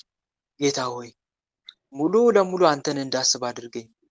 ልጁን ከማስብ ይልቅ አንተን እንዳስብ አድርገኝ። ልቤን ለአንተ ሰጥቻለሁ፣ ልቤን አንተ ትቆጣጠራት ዘንድ። አምላኬ ኢየሱስ ክርስቶስ መከራ፣ መስቀልን፣ ሕማምን፣ ሞትን እያሰብኩ ስለ ኃጢአቴ እንዳለቅስ እርዳኝ። ልጁን ግን እያሰብኩ ሕይወቴ አትባዝን፣ ሕይወቴ አትባክን። ጌታዬ ኢየሱስ ክርስቶስ በየጊዜው የሚላኩብኝን መናፍስት ወደ ራሱ ወደ ሰውየው መልሳቸው፣ ያስተምሩት። ወደ እኔ ግን እንዳይመጡ አንተ አግድልኝ። ጠባቂ መልአክ አቁምልኝ። መናፍስት ወደ እኔ ከሱ እየተላኩ ወደ እኔ እንዳይመጡ አንተ ጠባቂ መልአክን አቁምልኝ። ልቤን ግን በአንተ ፍቅር ሙላት። የመስቀልን ነገር እያሰብኩ ስለ ኃጢአቴ እንዳለቅስ እርዳኝ አምላኬ እያልሽ ከእንባ ጋራ ሳታቋርጪ መጸለይና መስገድ ነው ያለብሽ። ከዚህ በተጨማሪ ደግሞ ሙሉ ለሙሉ ትኩረትሽን ቅዱሳት መጽሐፍትን በማንበብ ከስራ በተጨማሪ ስራሽን ትሰሪያለሽ። ከስራ በተጨማሪ ደግሞ ቅዱሳት መጽሐፍትን ገላትን በማንበብ አይምሮሽን ቢዚ ማድረግ ነው። ስራ የምትፈቺና ዝም ብለሽ የምትቀመጭ ከሆነ ግን አዎ እሱን ያሳስብሻል። ስራ እየሰራሽ ራሱ መዝሙር አዳምጪ፣ የንስሐ መዝሙር አዳምጪ። የነኪነ ጥበብ በጣም ደስ የሚሉ ዝማሬዎች፣ ኃጢአትን የሚያሳስቡ ልጁን አሁን ይተካል። ተመልከቺ፣ ኃጢአትን የሚያሳስብ የንስሐ ዝማሬዎች አሉ። እነሱን እያሰብሽ ስለ ኃጢአትሽ ማልቀስ፣ የክርስቶስን ሕማም መከራ የሚያሳስብ እሱን እያሰብሽ። ሌላ በተጨማሪ ደግሞ ስብከት አዳምጪ። መዝሙር እንኳን ባይሆን ስብከት ራሱ ማዳመጥ ይቻላል። እነ አባ ገብረ ኪዳን የሰበኩት ስብከት፣ እነ መምህር ምህረተአብ፣ ሌሎችም የቤተክርስቲያን አባት እነ ዲያቆን ሄኖክ ኃይሌ፣ እነ መምህር ነቃ ጥበብ የሰበኩትን ስብከቶች አዳምጪ። በኤርፎንሽን ሰክተሽ ስራሽን ስሪ። ግን አይምሮሽን ስራ የምታስፈችው ከሆነ ወደዛ ልጁም 24 ሰዓት እያሳሰበሽ እንድትዩ ያደርግሻል። ስለዚህ ጸሎት እየጸለውም ስለሱ ነው የማስበው። ያን እየሰማሁ ስለሱ ነው የማስበው። ብቻ የማወራው እሱን ነው። በቃ የማወራው አሁን በብቻዬ ቁጭ ብዬ ስራም እየሰራሁ ስራ በጣም ቢዚ ሆኜ እሱ ጋር አወራለሁ። የሆነ ኢላማ ምናምን አለ አይደል? የምታቅደው ነገሮች ወይም ትዳር አድርገህ ወይም በፊት የማላስበው የነበረ ይሄን የማስበው ብቻ ሆኜ ጸሎት እየሰማሁ ወይም ስብከት እያዳመጥኩ አንተ እያስተማርክ ራሱ ይሄን የማስበው ትምህርት እየሰማሁ እኮ ይሄ የመናፍስቱ ጫና እንዳለ ነው። የመናፍስቱ ጫና እንደበረታብሽ ነው የሚያሳየው። እኔ ደግሞ ከዚህ ከመናፍስቱ ጫና የምትወጭበትን መንገድ ነው እየነገርኩሽ ያለሁት። ያሳስብሽ ግድ የለም። እየጸለሽም ቢሆን ያሳስብሽ፣ እያዳመጥሽም መዝሙርም እያዳመጥሽም ቢሆን ያሳስብሽ ግድ የለም። አንቺ ግን እንዳታቋርጪ ጸሎትሽን። እያሳሰበኝ ነው ብለሽ እንዳታቋርጪ። በመሀል ይኸውልሽ ልብሽ ወደ ልጁ ሲሄድ ጌታ ወይ ልቤን ሰብስባት በይው። የልቤንና የአእምሮዬን ሐሳብ ሰብስብልኝ፣ ትኩረቴን ወደ አንተ አድርገው አምላኬ እያልሽ በመሀል እያሳሰብሽ አምላክሽን ጸልይ። ግልጽ ነው። አታቋርጭ ግን። ሌላው ደግሞ ስብከትም እያዳመጥሽ መዝሙርም እያዳመጥሽ ወደሱ ሲያሳስብሽ አንቺ ምንድነው የምታደርጊው? ጌታዬ ኢየሱስ ክርስቶስ በመሀል የልብ ጸሎት እየጸለሽ ሁለንተናዬን ወደ አንተ አድርገው፣ አንተን ብቻ እንዳስብ እርዳኝ። ልክ አንቺ ልጁን ሲያሳስብሽ አንቺ ደግሞ አይምሮሽን መልሽ ወደ መስቀሉ። ልክ በህሊናሽ ክርስቶስ ደም ለብሶ በመስቀል ላይ መሰቀሉን ትዝ ይበልሽ። ቀራንዮን አስቢያት። በእግረ መስቀሉ እመብርሃን ስታለቅስ ትዝ ትበልሽ። እነ ሰማዕቱ ቅዱስ ጊዮርጊስ ስለ ክርስቶስ ብለው የተጋደሉ ተጋድሎ ትዝ ይበልሽ። ያንን አስቢ። ግን እጅ አትስጪ አሳሰበኝ ብለሽ እጅ አትስጪ። አቅምሽ በሚፈቅደው ሁሉ ተጋደይ፣ ጸልይ፣ ስገጂ። አሁን አጋንንት ድል የነሳን ቢመስልም በኋላ ግን ድሉ የኛ ነው። እናም ደግሞ ተስፋ የመቁረጥ ስሜት አይሰማሽ። አሸንፋለሁ በይ። በተለይ እጅ አሁንም አሳሰበኝ፣ ምን ይሻለኛል፣ እንደዚህ አይነት ነገር አትበሉ። እሺ ወንድሞች፣ አጋንንት ፈተና ሲያመጣ አሁንስ ምን ይሻለኛል፣ መረረኝ፣ እጅ ምን ላድርግ? እንዲህ አይነት ጭንቀት ለነሱ ይስማማቸዋል፣ ያስደስታቸዋል። እንዲህ ስንጨነቅ እግዚአብሔር ይገስጸን። ኃይልን በሚሰጠኝ በክርስቶስ ሁሉን እችላለሁ። ጌታዬ ኢየሱስ ክርስቶስ ሁለንተናዬን ወደ አንተ ምራት። አቤቱ አምላኬ ኢየሱስ ክርስቶስ እኔ ኃጢአተኛውን ማረኝ። ጌታዬ ኢየሱስ ክርስቶስ ሰውን ከማስብ አንተን እንዳስብ እርዳኝ። ልቤን መልሳት። ልቤን ለአንተ ዙፋን አድርጌ አስረክቤያለሁ እያልሽ እየጸለሽ እየሰገድሽ ስራሽን መስራት ነው ከአንቺ የሚጠበቀው። የህሊና ጸሎት አድርጊ። ሲያሳስብሽ የህሊና ጸሎት። ግልጽ ነው። ንባብ ብቻ እኮ አይደለም ጸሎት የሚባለው። ጸሎት የሚባለው ንባብ ብቻ መሰላችሁ? መዝሙረ ዳዊት በንባብ ብቻ ማድረስ መሰላችሁ? የህሊና ጸሎት ራሱ ልክ አባ ሙሴ ጸልይ ውሃ ሲቀዳ እንደሚጸልየው አይነት ጸሎት ማለት ነው። አባ ሙሴ ጸልይ ውሃ ሲቀዳ በህሊናው ጌታዬ ኢየሱስ ክርስቶስ ሆይ እኔ ኃጢአተኛውን ማረኝ፣ ሁለንተናዬን ወደ አንተ አድርገው፣ አምላኬ ኢየሱስ ክርስቶስ ኃጢአተኛ ነኝና እራራልኝ እያለ ይጸልይ ነበረ። የህሊና ጸሎት። እንዲህ የህሊና ጸሎት ደግሞ ከክፉ ሐሳብ እጅግ ይጠብቃል። ስለዚህ የልጁን ማሳሰብ በህሊና እያሳሰበሽ መዋጋቱን በዚህ መዋጋት ማሸነፍ ትችላለሽ። ይሸነፋል እኮ ጥንካሬ ንቆሽ እኮ ነው እህቴ። በሚገባ ስላልተዋጋሽ እኮ ነው እንጂማ እንደሚሸነፍ እኮ በቅድስት ዮስቴና ፊልም ላይ አይተናል። አይደለም እንዴ? መስተፋቅር አልተሸነፈም? በቅድስት ዮስቴና አልተሸነፈም? ወንድሞች ተሸንፏል እኮ። የዮስቴና ጸሎት ጥልቅ የሆነ ጸሎት ነው። በጣም ጥልቅ፣ ሙሉ ትኩረቷን ጸሎቷ ላይ አድርጋ በጣም በልበ ሙሉነት በሙሉ ልቧ ነው የምትጸልየው። በሙሉ ልብ የተጸለየ ጸሎት ምንጊዜም አጋንንትን ይረታል እንጂ በአጋንንት አይረታም። እና አንዱ ችግርሽ እሱ ነው እህቴ።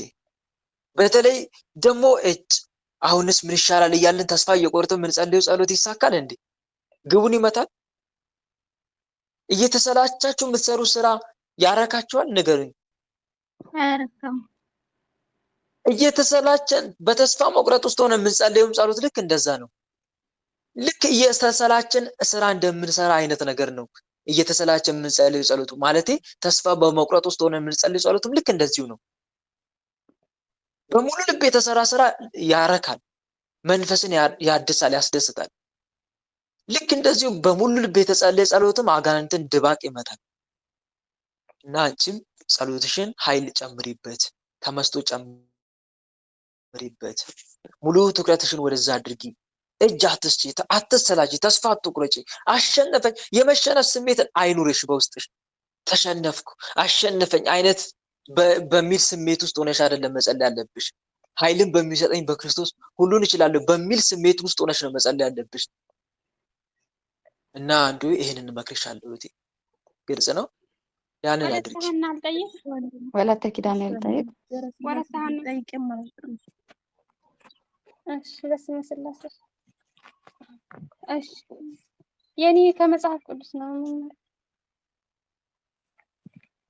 የሐዋርያት ሥራ ምዕራፍ 8 ቁጥር 14 ላይ በኢየሩሳሌምም የነበሩ ሐዋርያት የሰማርያ ሰዎች የእግዚአብሔርን ቃል እንደተቀበሉ በሰሙ ጊዜ ጴጥሮስና ዮሐንስን ወደ እነርሱ ላኳቸው።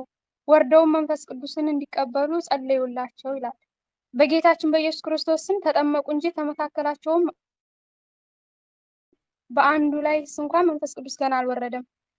በዚያን ጊዜ ግን እጃቸውን በጫኑባቸው ጊዜ መንፈስ ቅዱስ ተቀበሉ ይላል።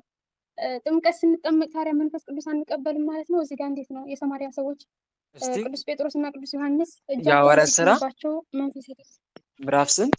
ምዕራፍ 8 ቁጥር 14 እሺ እጃቸውን ጫኑባቸው ጴጥሮስና ዮሐንስ እጃቸውን በጫኑባቸው ጊዜ እዛ ጊዜ መንፈስ ቅዱስ ተቀበሉ ይላል። በጥምቀት ግን ከላይ አልተቀበሉም ይላል። እንዴት ነው? ስለዚህ ተጠመቁና ግን መንፈስ ቅዱስ አልወረደባቸውም። አይዋ ከዛ እጃቸውን በጌታችን ጫኑባቸው። በክርስቶስ ስም ተጠመቁ እንጂ ከመካከላቸው በአንዱ ላይ መንፈስ ቅዱስ አላደረም ይላል እኮ እጃቸውን ስላልጫኑባቸው አይደለም። አይዋ እና መጠመቅ ብቻ አይደለማ። አንደኛ እዚህ ጋር ለምን እንደዛ ወዲያው በተጠመቁ ቅጽበት መንፈስ ቅዱስ አልወረደም ነው አይደል? አንቺ ጥያቄሽ አይደለም? ለምን መንፈስ ቅዱስ አልወረደም በተጠመቁበት? ቀባሜሮን እኮ አሁን ተተክቷል። እጅ መጫን ዛሬ አሁን ድሮ በሐዋርያት ሥራ አገልግሎት ላይ አንድ ሰው ልክ እንደተጠመቀ ሐዋርያት እጁን ሲጭኑበት ነው መንፈስ ቅዱስ የሚወርደው። ግልጽ ነው። መንፈስ ቅዱስ የሚወርደው ምን ሲሆን ነው? እጁን ሲጭኑበት ነው። ለምንድን ነው እጁን ሲጭኑበት መንፈስ ቅዱስ የሚወርደው ከተባለ አንድም ለሐዋርያት አክብሮት ነው። ሐዋርያት አይደል የተላኩት? በሐዋርያት እጅ አይደል የተጠመቁት? በሐዋርያት እኮ የሐዋርያትን ተልእኮ ለመመስከር ነው። አንድም የሐዋርያትን ተልእኮ ለመመስከር ነው። ሁለተኛ ደግሞ ዛሬ ድሮ በሐዋርያት እጅ መጫን ነበረ መንፈስ ቅዱስ የሚወርደው። አሁን ግን በምን ተተክቷል? በቀባሜሮን ተተክቷል። ዞሮ ዞሮ ለምንድን ነው ከተባለ ጠቅለል አድርገን ስንመለከተው ጴጥሮስና ዮሐንስ መጥተው እጃቸውን የጫኑት አንድነትን ለመጠበቅ ብለን እንተረጉመዋለን። የሰማርያ ቤተክርስቲያን ከኢየሩሳሌም ዋና ቤተክርስቲያን የተገነጠለች ሌላ ቡድን እንዳትሆን ለማድረግ ነው። አንድም ደግሞ መንፈስ ቅዱስ ልክ እጃቸውን ሲጭኑባቸው የወረደበት ምክንያት ስልጣንን ለማሳየት የሐዋርያትን ኢየሱስ ክርስቶስ ለሐዋርያት የሰጣቸው ልዩ የመሪነትና የባረኮት ወይም ስልጣን ለሕዝቡ ለማረጋገጥ ነው። ግልጽ ነው። የተጠመቁት በአጭሩ ከትክክለኛ ደቀ መዛሙርት ከጌታ ከራሱ ደቀ መዛሙርት እንደተጠመቁ ለማሳየት ነው። ግልጽ ነው። አንዱ ከዛ ነው መንፈስ ቅዱስ የእነሱን እጅ መጫን ጠብቆ የወረደበት ምክንያት። ዛሬም ልክ መንፈስ ቅዱስ የሚወርደው በካህናት እጅ ተጠምቀን ቀባ ቅዱስ ቀባሜሮን እንቀባ የለ ያኔ መንፈስ ቅዱስ ይወርዳል ማለት ነው። ንስሐ መንፈስ ቅዱስ ይላል አይደል? ካህኑ ሕፃኑን ተቀብሎ 3 ጊዜ ይልበታል። ንስሐ መንፈስ ቅዱስ ንስሐ መንፈስ ቅዱስ እያለ 3 ጊዜ ይልበታል። ያኔ መንፈስ ቅዱስ ይወርድበታል ማለት ነው። ግልጽ ነው አይደል? በነገራችን ላይ እጅ መጫን በአዲስ ኪዳን የመጣ አዲስ ልማድ አይደለም። በብሉይ ኪዳን ለሁለት ዋና ዋና ዓላማዎች ያገለግል ነበረ። አንደኛ ስልጣንና በረከትን ማስተላለፍ። ለምሳሌ ሙሴ በኢያሱ ላይ እጁን በመጫን ስልጣኑንና ጥበቡን አጋርቶታል። ኦሪት ዘዳግም ምዕራፍ 34 ቁጥር 9 ላይ ስትመለከቱት ያኔም ኢያሱ የእግዚአብሔር መንፈስ አድሮበታል ህዝቡን ይመራ ዘንድ ማለት ነው። ምኑን ሲጭን? ሙሴ ምኑን ሲጭንበት? ኢያሱ ላይ እጁን ሲጭንበት። ሌላው ለልዩ አገልግሎት ለመለየትም እጅ መጫን ነበረ። ካህናትና መሪዎች ለቅዱስ አገልግሎት ሲቀቡ እጅ ይጫንባቸው ነበር። ያ ነው አሁንም በአዲስ ኪዳን የመጣው። ስለዚህ ዋናው መንፈስ ለምንድነው እጅ የማይታየውን የጸጋ ስጦታ በሚታይ እጅ ማሳየት? ለምሳሌ መንፈስ ቅዱስ በአይን የማይታይ ረቂቅ አምላክ ነው። እግዚአብሔር የሰዎችን ደካማ ተፈጥሮ ስለሚያውቅ የማይታየው መለኮታዊ ጸጋ በሚታይ ስጋዊ ምልክት ማለትም በሰው እጅ በመጫን ማለት ነው። በእጅ በመጫን በኩል ማስተላለፍን መረጠ። እጅ መጫኑ እግዚአብሔር ያንን ሰው በረዴቱ እንደዳሰሰው እንደባረከው የሚያሳይ ምልክት ነው። ግልጽ ነው። አሁን ሐዋርያቱ እጅ ሲጭኑ በሐዋርያቱ እጅ ማን ነው እየዳሰሰው ያለው ያንን አካል? እግዚአብሔር መንፈስ ቅዱስ። ምክንያቱም ሐዋርያት የማን እጅ ናቸው? የማን ተልእኮ ናቸው?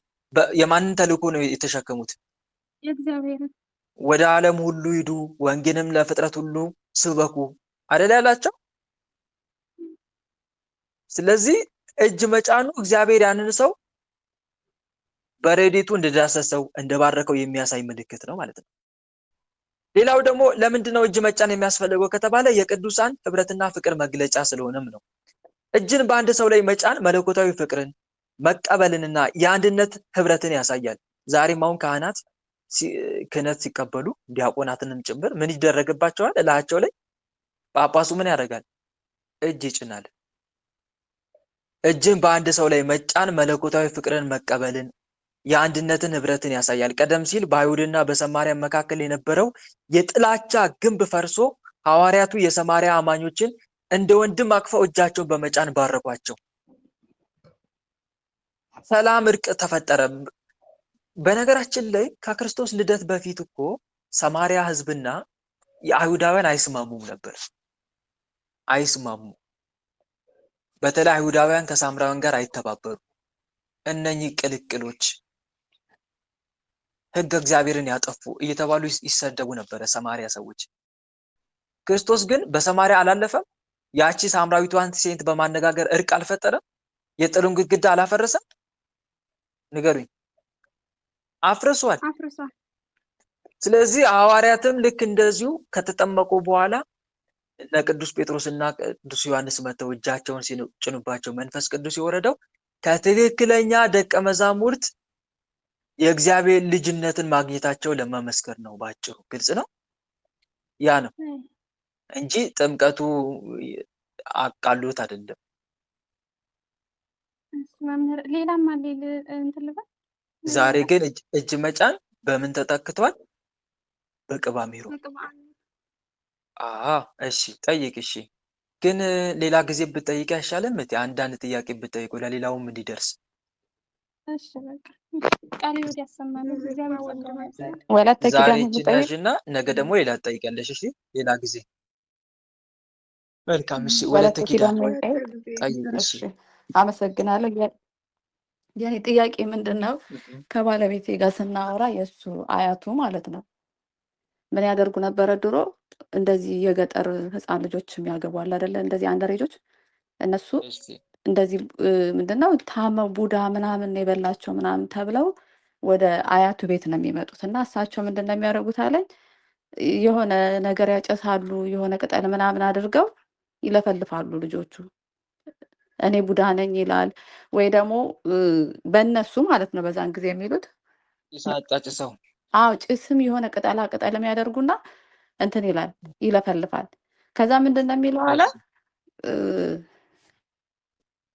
አታዋርደኝ፣ ስሜን ክብሬን እንዳላጣ አንተን ደግሞ ቆይ እናሳይሃለን ምናምን እያለ አያቱ ላይ ይፎክራሉ ማለት ነው እነዛ ሰዎች። አሁን በዛን ሰዓት ምንድን ነው የሚባሉት? እሺ እሳቸው እንደሚፈውሱ ማለት ነው። ልክ እንደሱ ነው የሚባሉት እና የእውነት ማለት ድነው ይሄዳሉ እሺ አለ። ከዛ ከእንደገና ምን ያደርጋሉ? እንደዚህ ባለቤቴን ከከተማ ልክ ትንሾች ሆነው ነው ወደ እሳቸው ሲሄዱ ወደ በረሃ ምናምን እንሄድና አለ ሽንታችን እንሽና ምናምን ብለን እንሄድና አለ ሂድ አንተ በዛ ጋር ሂድ ይሉኝና አለ የሆነ ስራ ስር ቆፍሮ ይመጣሉ አለ። ከዛ አንድ ቀን ምንድን ነው ስላቸው አለ መድኃኒት ነው አሉኝ አለ። ታዲያ ለምን አያሳዩኝም ስላቸው አለ የሚተላለፈው እሱ ባለቤቴ የሴት ልጃቸው ልጅ ነው የሚተላለፈው ግን ይሄ እውቀት አሉኝ አለ ወንድ ልጃቸው ሆነ ለወንድ ልጃቸው ማለት ነው ለወንድ ልጅ ልጅ ነው የሚተላለፈው። ስለዚህ አንተ የሴት ልጅ ስለሆንክ በፍጹም አይሆንም አሉኝ አለ። እና ይሄን እስከተወሰነ ድረስ እሱ እንደዚህ የመንፈሳዊ እውቀት ሳይኖረው ያው ትክክል ነው ብሎ ነበር የሚያምነው። ከእንደገና ሴት አያቱ ደግሞ ምን ያደርጋሉ አለ ያጓሩና ልክ ሲያጓሩ ጋዝ ነው የሚፈልጉት አለ። ጋዝ ጭንቅላታቸው ላይ ደፍቶ ያ ሲሸታቸው ወደ ልባቸው ይመለሳሉ። አሁን ሁለቱም ጋር የሆነ ነገር አለ ማለት ነው። አሁን የኔ ጥያቄ ምንድን ነው? እኔ ለሱ የመለስኩለት መልስ አለ። እሱም አሁን ስራ ላይ ሆኖ ስለሚያዳምጥ ነው የምጠይቅህ እንዲረዳ ማለት ነው። አሁን እኔ ስማር እነ መምህር ግርማ እድሜ ለእናንተም ለወንድሞቻችን ስታስተምሩ መንፈስ ሊወጣ የሚችለው በእግዚአብሔር ኃይል በስሙ ኃይል ነው እንጂ በቅጠላ ቅጠል በእጽዋት እንደማይወጣ እኔ ተምሬያለሁ።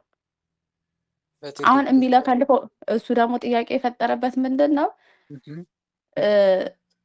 አዋርደሃለሁ እሳቸውም ማለት ነው ልጆቹ ላይ ሆኖ አዋርደሃለሁ፣ ስማችንን ክብራችንን ልትገፋ አይደለ አንተን ቆይ እሰራልሃለሁ ምናምን እያለ ሲለፈልፍ እሳቸው ጋር የሆነ ቅዱስ መንፈስ ያለ ነገር ሆኖ ነው ነበር የተሰማው። እኔ ደግሞ ሊሆን አይችልም፣ ምክንያቱም በእጽዋትና በቅጠል ቅዱስ መንፈስ ሳይሆን መንፈሱ ሊያስመስል የሚያደርገው ነገር ነው እንጂ ወይ ደግሞ እሳቸውም ጋር ችግር ይኖራል ወይ እሳቸውም ራሷ ምን አለ በሳምንት እኮ አያሳልፍም ይቆርባል አለኝ።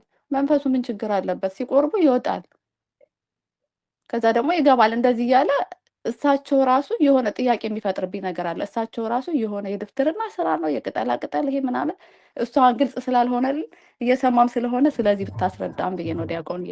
እሺ መልካም ጥሩ ጥያቄ ነው የጠየቅሽው እህቴ። ስለ ጥያቄሽ በመጀመሪያ አመሰግናለሁ እንድንማርበት ስለሆነ ማለት ነው። ወደ ዋናው ሀሳቤ ስመጣ እህት ወንድሞች፣ መንፈስ ስለለፈለፈ ሁሉ ትክክል ነው አንበል። እሺ ስለለፈለፈ ሁሉ ትክክል ነው፣ ስለዛተ አቃጠልከኝ ስላለም ትክክል አይደለም። እህት ወንድሞች፣ ይህንን ሐዋርያው ቅዱስ ዮሐንስ በአንደኛ መልእክቱ ምዕራፍ 4 ቁጥር 1 ላይ ወዳጆች ሆይ መናፍስቱን ሁሉ አትመኑ፣ ነገር ግን መናፍስት ከእግዚአብሔር ሆነው እንደሆነ መርምሩ የሚል ቃል አለ። መናፍስቱን ሁሉ አትመኑ፣ ልናምን አይገባም፣ ሙሉ ትኩረታችን ልንሰጥ አይገባም ማለት ነው። በአጭሩ ስርዓቱ ልክ ካልሆነ መንፈሱ የሚናዘዘውም ልክ አይደለም። ምኑ ልክ ካልሆነ?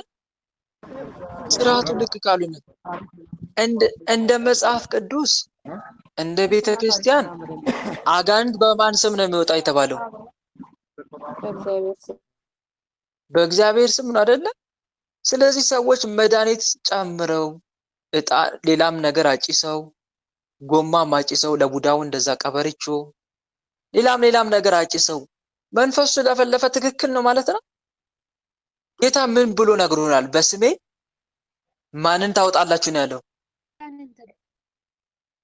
በመድኃኒት ታወጣላችሁ ብሏል እንዴ? በመድኃኒት ታወጣላችሁ ብሏል አላለም ወንድም አላለም። ስለዚህ ትክክል አይደለም ማለት ነው እንዴ? ለመለፍለፍማ መናፍቅ አድርጋ እየተንፈራፈረ አይደል እንዴ? መንፈስ እየተንፈራገጠ አይደል እንዴ? እና ልክ ነው ልንል ነው ስለተንፈራገጠ። ለጊዜው ሰዎቹ የዳኑ መስለው ቢሄዱ ዳንኩ ቢሉ በቃ ዳኑ ማለት ነው። የመናፍቃንን እኛ ማንቀበለው ለምንድን ነው? እምነታቸውን እያየን አይደል እንዴ? እምነታቸው ልክ ስላልሆነ አይደል እንጂ በለፈለፈማ ከሆነ እኮ እነሱም ትክክል ናቸው ማለት ነው ባጭሩ። በለፈለፈ ከሆነማ ስለዚህ እህት ወንድሞች እንዳትሸወዱ፣ እሺ በጭራሽ እንዳትሸወዱ። አጋንንት የሚወጣው በንስሐ ገብቶ ሰው ስጋው ደሙን ተቀብሎ መናፍስትን ሲዋጋ በልዑል እግዚአብሔር ስም ምንም አይነት ነገር ሳይጠቀም ባዕድ ነገሮችን ሳይጠቀም ያው አንደኛ ከምን በላይ የሚታየው መጀመሪያ እምነት ነው። እምነት ይታያል። የዛ ሰው እምነት ምንድን ነው? በኦርቶዶክስ ተዋህዶ ስርዓት ማመን መቻል አለበት። ሁለተኛ ደግሞ ሌላ ነገር ዝባዝንኬ አያስፈልግም። ዝባዝንኬ ነገር አያስፈልግም። በእግዚአብሔር ስም መናፍስትን የሚገስጽ ከሆነ ያ መንፈስ ይወጣል። ግን እኛ መናዘዙ ላይ ትኩረት ለምን እናደርጋለን ነው የኔ ጥያቄ። ይሄ እኮ እንድናዘዝልን ከመፈለጋችን ጉጉት አንጻር እኮ የምንፈተንበት ፈተና ነው አይደለም? ተሳሳትኩኝ ወንድሞች? ብዙዎቻችን በቃ እንዲጮህልን ነው የምንፈልገው። እኔ በጣም ነው የሚገርመኝ። የብዙ እህቶቼ የታዘብኩት ነገር ነው። ብዙ ወንድሞቼ እህቶቼ በቃ የኔንም ጥራልኝ፣ የኔንም እስቲ እንዴ ተናዘዘ አልተናዘዘ፣ ጮኸ አልጮኸ፣ ተጋለጠ አልተጋለጠ፣ ትኩረቱ እኮ የኛ እሱ አይደለም እኮ የኛ እሱ አይደለም ትኩረታችን። በዚህ መሀል ላይ ነው ራሳችሁንም ለደብተራዎች የምታጋልጡት በመሀል ሄዳችሁ እና እንጠንቀቅ ፕሊስ ወንድሞች። ትኩረታችን እሱ አይደለም። የመንፈስ መጮና ለመጮህ እኮ አይደለም። ዋናው ትልቁ ነገር ህይወታችን መስተካከልና ለመስተካከሉ ላይ ነው። ትኩረታችሁ እዛ ላይ ነው መሆን ያለበት። መንፈስ ተናዞላቸውም እኮ ህይወታቸው ያልተስተካከለ አለ። ተሳሳትኩኝ? ጮህ ያልተስተካከለ የለም አለ እና ስለ ጮህ ብቻ በቃ ስለ ጮህ ስለተጋለጠ ስለተናዘዘ መተት ነኝ እንዲህ ነኝ ስላለላቸው ብቻ በቃ መንፈስ እንደወጣላቸው ወይም እንደተያዘላቸው በቃ የጀብደኝነት ስሜት የሚሰማቸው አሉ በጣም ብዙዎች። ይሄ ግን ስህተት ነው። ዋናው ቁም ነገሩ ህይወትን ከክርስቶስ ጋር ማቆራኘት ላይ ነው። ህይወትን ከክርስቶስ ጋር ማቆራኘት። እንዴት አድርጌ ህይወቴን ከክርስቶስ ጋር ላቆራኝ? እንዴት አድርጌ ለአጋንንት የማይመች ህይወት ልያዝ? አይደለም እንዴ? ይሄ አይደለ ዋናው ትልቁ ነገር? ንገሩኝ። ለማን የማይመች ህይወት ልያዝ? ለማን የማይመች? አጋንንት የማይመች ህይወት እንዴት አድርጌ ልያዝ? እንዴት አድርጌ የክርስቶስን ፍቅር በህይወቴ ላንግስ? መለኮታዊው አሰራር የአምላክ መለኮታዊ አሰራር እንዴት በህይወቴ ይገለጥ? እንዴት የአምላክን ፍቅር ላጣጥም? እንዴት የአምላክን ጥበቃ በህይወቴ ላጽና?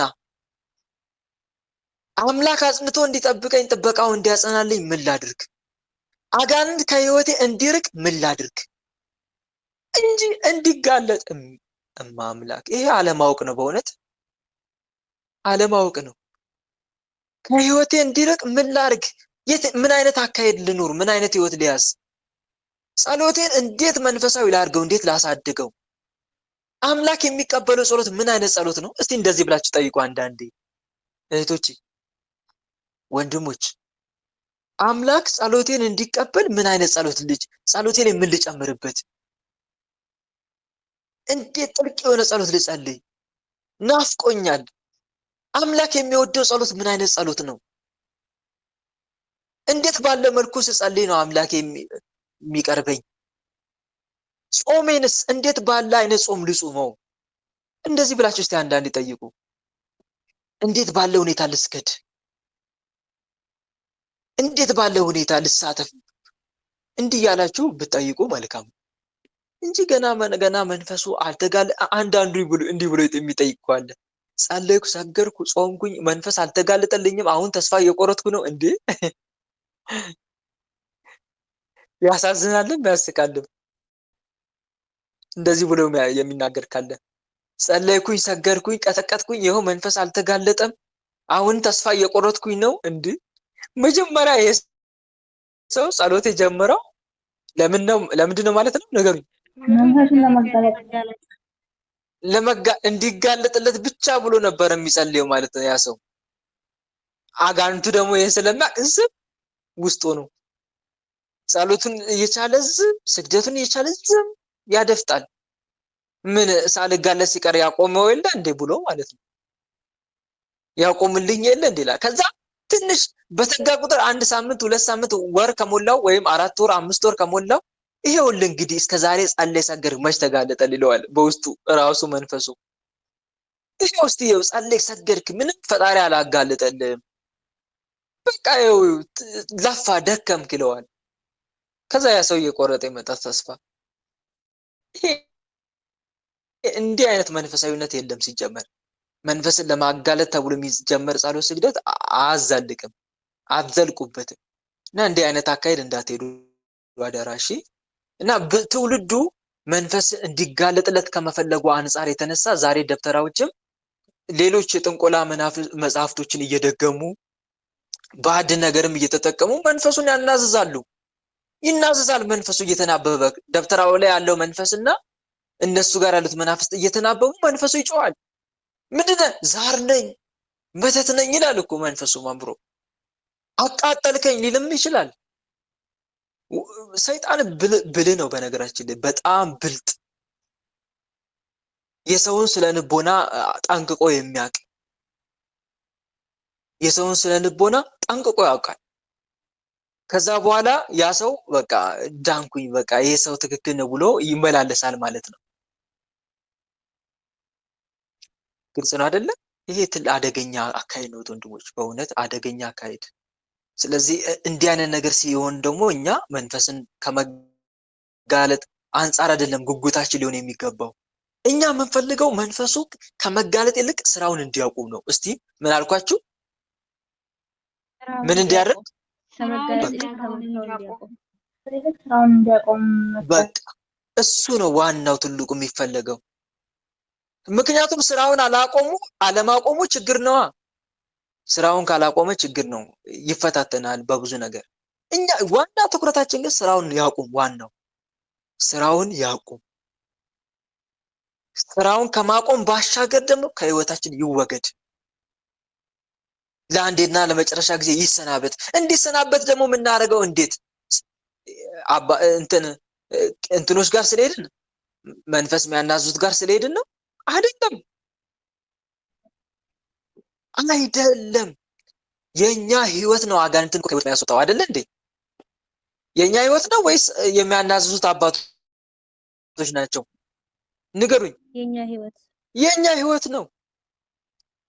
እስቲ እዚህ ቦታ ሂጂ፣ እስቲ እዚህ ቦታ አጋንንት ያላቅቃሉ ሂጂ። ህዝቤ እኮ ነው፣ ህዝቤ እኮ ነው። እንደዛ ነው የሚለው። እስቲ እዛ አባት ጋር ሂጂማ በአንድ ያስለቅቁልሻል። የእሳቸው ቅድስና ያባርሩልሻል። ከዛ ትሄዳለች። ከዛ እንደዛ አይነት ነገር። አሁንም ግን ህይወቱ ያው ነው። ምንድነው ታዲያ ችግሩ? ችግሩማ ለአጋንንት የማይመች ህይወት አልፈጠርሽም በህይወትሽ ላይ። ችግሩማ ለአጋንንት የማይመች ህይወት አልፈጠርክም፣ መኖር አልጀመርክም። ለእግዚአብሔር የሚመች ግን ለአጋንንት የማይመች ህይወት እስካልያዘን ድረስ እመኑኝ ወንድሞች፣ አጋንንት ከኛ አይርቅም። ቢናዘዝም ሄጃለሁ ቢልም አይርቅም። ሰምታችሁኛል አይደል?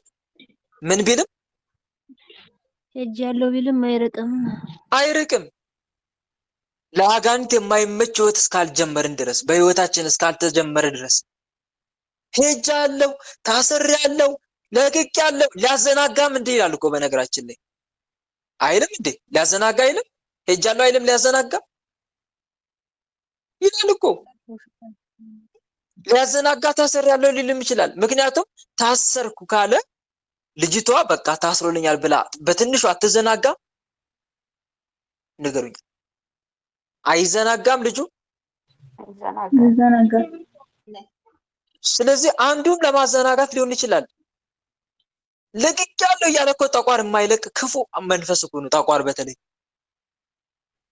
ሄጃለሁ እያለ የማይለቅ ወጥቶ ሄደ እየመሰለ የሚቀመጥ መላከ መንክራት መምህር ግርማ ጽፈውታል በደንብ አድርገው በማለዳ መያዝ ቁጥር 2 ስለ ጠቋር ማንነት። ሄጃለሁ እያለ የማይለቅ ይላሉ እሳቸው። ወጥቶ ሄደ እየመሰለ መልሶ የሚያደፍጥ። ለምን እንዲያደፍጥ ያደረገው ምንድን ነው ካላችሁ፣ ጨርሶ እንዲለቅ የሚያደርግ ህይወት ማን ጋር የለም ማለት ነው? ማን ጋር የለም? እኛ ጋር የለም፣ ባለቤቱ ጋር የለም ማለት ነው። ጨርሶ እንዲለቅ የሚያደርግ ህይወት የለም ማለት ነው። ስለዚህ ምን ያስፈልጋል? ጨርሶ እንዲለቅ የሚያደርግ መንፈሳዊ ህይወት ያስፈልጋል። ጽኑ ህይወት፣ መንፈሳዊ ህይወት ያልተቋረጠ። እንዴ ካልተመቸው እኮ እኛ ጋር መቀመጥ አይፈልግም። ሲጀመር አጋንንቱ ራሱ ካልተመቸው እኛ ጋር መኖር አይፈልግም።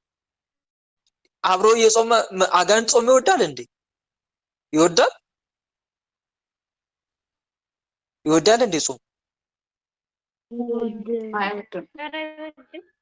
ስግደት ይወዳል? ቅዱስ ቁርባን ይወዳል? አይወድም። ስለዚህ ንጹህ ልብ ይወዳል። ከምንም በላይ ደግሞ ንጹህ ልብ ካለን አይወድም። ንጹህ የዋህ ልብ ካለን ይወዳል? አይወድም። አንዳንዶች ይገርማቸዋል፣ ይጸልያሉ፣ ይሰግዳሉ፣ ግን ንጹህ ልብ የላቸው። ምን የላቸው? ንጹህ ልብ። አጋንንቱ ይርቃል? አይርቅም። ምክንያቱም ንጹህ ልብ የላቸውማ። ቂም የሚይዝ ልብ ካለ ከባድ ነው። ቂም የሚይዝ ሌላ ተጠራጣሪ የሆነ ልብ አይመቸውም። ተጠራጣሪ የሆነ ልብ ይሄ ይመቸዋል። የሚጠራጠር ልብ ያለው ሰው፣ ወላዋይ የሆነ ልብ፣ ሁለት ሐሳብ ላለው እንዳለው ሐዋርያ ቅዱስ ያዕቆብ፣ ሁለት ሐሳብ ላለው በመንገዱም ለሚወላውል ለዚያ ሰው ከጌታ ዘንድ አንዳች እንዲያገኝ አይምሰለው እንዳለው ቅዱስ ያዕቆብ። የሚጠራጠር ልብ በጣም ይመቸዋል ሰይጣን። አይሄድም። ብትሰግጂም አይሄድም። ብትሰግድም ብትጸልይም ብትቆርብም አይሄድም። ለምን? እየተጠራጠርክ ነዋ፣ እየወላወልክ ነዋ። ይሄ ይመቸዋል። ያረጋ መንፈሳዊ ህይወት ካለስ ይሄዳል። ያረጋ መንፈሳዊ ማለት ቋሚ የሆነ የማይቋረጥ አይሄድም። ከሌለ ያልተቋረጠ መንፈሳዊ ህይወት ከሌለንም አይሄድም። ወጥቶ እየመሰለ ያደፍጣል። እና ለሰይጣን ፈንታ አትስጡት ያለው እኮ ቅዱስ ጳውሎስ ለዛ ነው። ኤፌሶ መልእክት ምዕራፍ 4 ቁጥር 29 ላይ ለዲያብሎስ ፈንታ አትስጡት፣ እሱ የሚመች ነገር በህይወታችሁ አይኑር። እሱን ደስ የሚያሰኘው ነገር በህይወታችሁ ካለ ከእናንተ ፈቀቅ አይልም። እና አንዱ ነገር ይሄ ነው ወንድሞች፣ በደንብ ይሄን ተረዱ ፕሊስ እንጂ አባገሌ ወይም ገሌ በቄስም ደብተራዎች የሆነ ነገር የሚያጨሱ የሚያጥኑ ወይም ደግሞ እንዲህ ባዕድ ነገር የሚፈጽሙ ከሆነና መንፈሱ አለው ዛር ነኝ መተት ነኝ ተቃጠልኩ አቃጠልከኝ ያለ ሲለፈልፍ ልባችሁ የሚሰረቅ ከሆነ በጣም ተሸውዳችኋል። እና አንድ የምመክራችሁ ነገር ይሄ ነው። ግልጽ ነው አይደል? ይሄን ይመስላል። ያ እዚህ ጋር ደግሞ በተጨማሪ ምን አለ መሰለ ዲያቆን ባለቤት እጁ ላይ ማለት ነው እኚሁ አያቱ ለቡዳ መከላከያ ብለው የሆነ እንደዚህ ትንሽዬ ስጋ እንደዚህ ሰውነቱን ስንጥቅ ነገር አድርገው ጡንቻው አካባቢ ማለት ነው እሺ ለቡዳ መከላከያ ብለው ነገር አድርገውለታል። ሌላው ቅድምም ነገር ያለው አሁን ሴት አያቱ ጋር ያለው ይመስለኛል ዛር ነው ሊሆን የሚችለው የሚያስቆራ ጋዝ ምናምን የሚያስደርግ ከሆነ ዛር ነው ብዬ ነው እኔ እንትን የምለው። ያ ሳሁን ለምሳሌ የሚቆርብ ሰው ካለ ከሳቸው በታች ያሉ ልጆቻቸው ምናምን የሚቆርቡ ካሉ ያው በድሮ እኔ እንደሚመስለኝ ይሄ መቀጥቀጥን መስገድን በደንብ ደግሞ ዲቴል ስለ ቁርባን ገብቷቸው አይደለም የሚቆርቡት፣ በተለይ የድሮዎቹ እናቶች አባቶች። ስለዚህ ያ ዛር ቢቆርቡም የመተላለፍ እድሉ ይኖረዋል መሰለኝ ከአንተ ብዙም ባላቅም እሱንም እንድታስረዳኝ ማለት ነው። እና እዚህ እጁ ላይ የተደረገው ነገር ምን ሊሆን ይችላል? መልካም። እዚህ ጋር አንድ መረዳት ያለብን ነገር ይኸውልሽ፣ ዛር ማለት አብሮ መወለድ ባይችል እንኳን ልጁ ጋር በሆነ አጋጣሚ ይመጣል። አሁን ለምሳሌ ልጁ መንፈሳዊ ሕይወት ከሌለው አይመጣም። ቤተሰብን የሚፈታተን መንፈስ አይመጣም። በደንብ ይመጣል፣ ይፈታተናል። ምክንያቱም ለሱ ምቹ ቤት አልጋ ሆኖለታል። አንድም መቁረብ ብቻውን እኮ ከመናፍስት ጥቃት አያድንም። ለእግዚአብሔር ለአጋንንት የማይመች ሕይወት እስከሌለን ድረስ ለአጋንንት የማይመች ሕይወት ካለን አጋንንቱ ይፈታተናል። ቁርባኑ የልማድ ይሆናል ማለት ነው፣ ልማድ ብቻ ይሆናል። ስለዚህ ለአጋንንት የማይመች ሕይወት ቤት ተጠርጎ ነው እቃ የሚቀመጠው ወይስ አይጠረግ ነው? ቤት ውስጥ ተጠርጎ ነው አይደለ? ልክ እንደዚህ አሁን ለአጋንንት የሚመች ሕይወት ውስጥ እያለን ቅዱስ ቁርባን ብንቀበል በቆሻሻ ቤት ውስጥ እቃ እንደማስገባት እንደመደርደር ነው። ይሄ ደግሞ ትክክል አይደለም። ቆሻሻ ውስጥ ካለ ድረስ ዝንቦቹ ቤት ውስጥ መግባታቸውን ያቆማሉ? አያቆም ማለት ይመጣሉ። ልክ እንደዛ ይሄም እንደዛው ነው። ስለዚህ ዋናው ይሄ ይወስነዋል ልልሽ ፈልጌ ነው። ቅዱስ ቁርባን በንጽህና ስንይዘው እና ስንቀበለው ነው የሚሰራው። እሺ በምን ስንቀበል? በንጽህና። ይሄ እሱም መተት ነው። ማን ነው ባጭሩ አይሆንም። በእንደዚህ መልኩ ቡዳ አይሸሽም። ሲጀመር ለቡዳ መድኃኒት በሚል ሰበብ ሌላ ዓላማ ያለው ነገር ነው እንጂ በዚህ መልኩ ቡዳ የሚሸሸውን አይደለም። በክታብ አይሸሽም አጋንንት። ክታብ አይቶ ክንድ ላይ የተቀበረ ነገር አይቶ በጭራሽ ይስቅበታል። እንደውም እሱ ለቡዳ ማስቀበሪያ ብሎ ለቡዳ መከላከያ ብሎ ሲያደርግ ይስቅበታል አጋንንቱ። እንኳን ሊሸሽ ይቅርና ሌላ ተጨማሪ መንፈስ ነው የሚስብበት። ግልጽ ነው። ግልጽ ነው። እድሜና ጤና ይስጥልኝ፣ ጸጋውን ያብዛል ዲያቆን። አሜን አሜን። እሺ ቆይ አንዴ መጣሁ። በእህቶቼ ፍቃዱልኝ አንዴ 5 ደቂቃ ቆይ መጣ ብሏል። ሲገባ ስምሽን ጠርተሽ ንገሪ።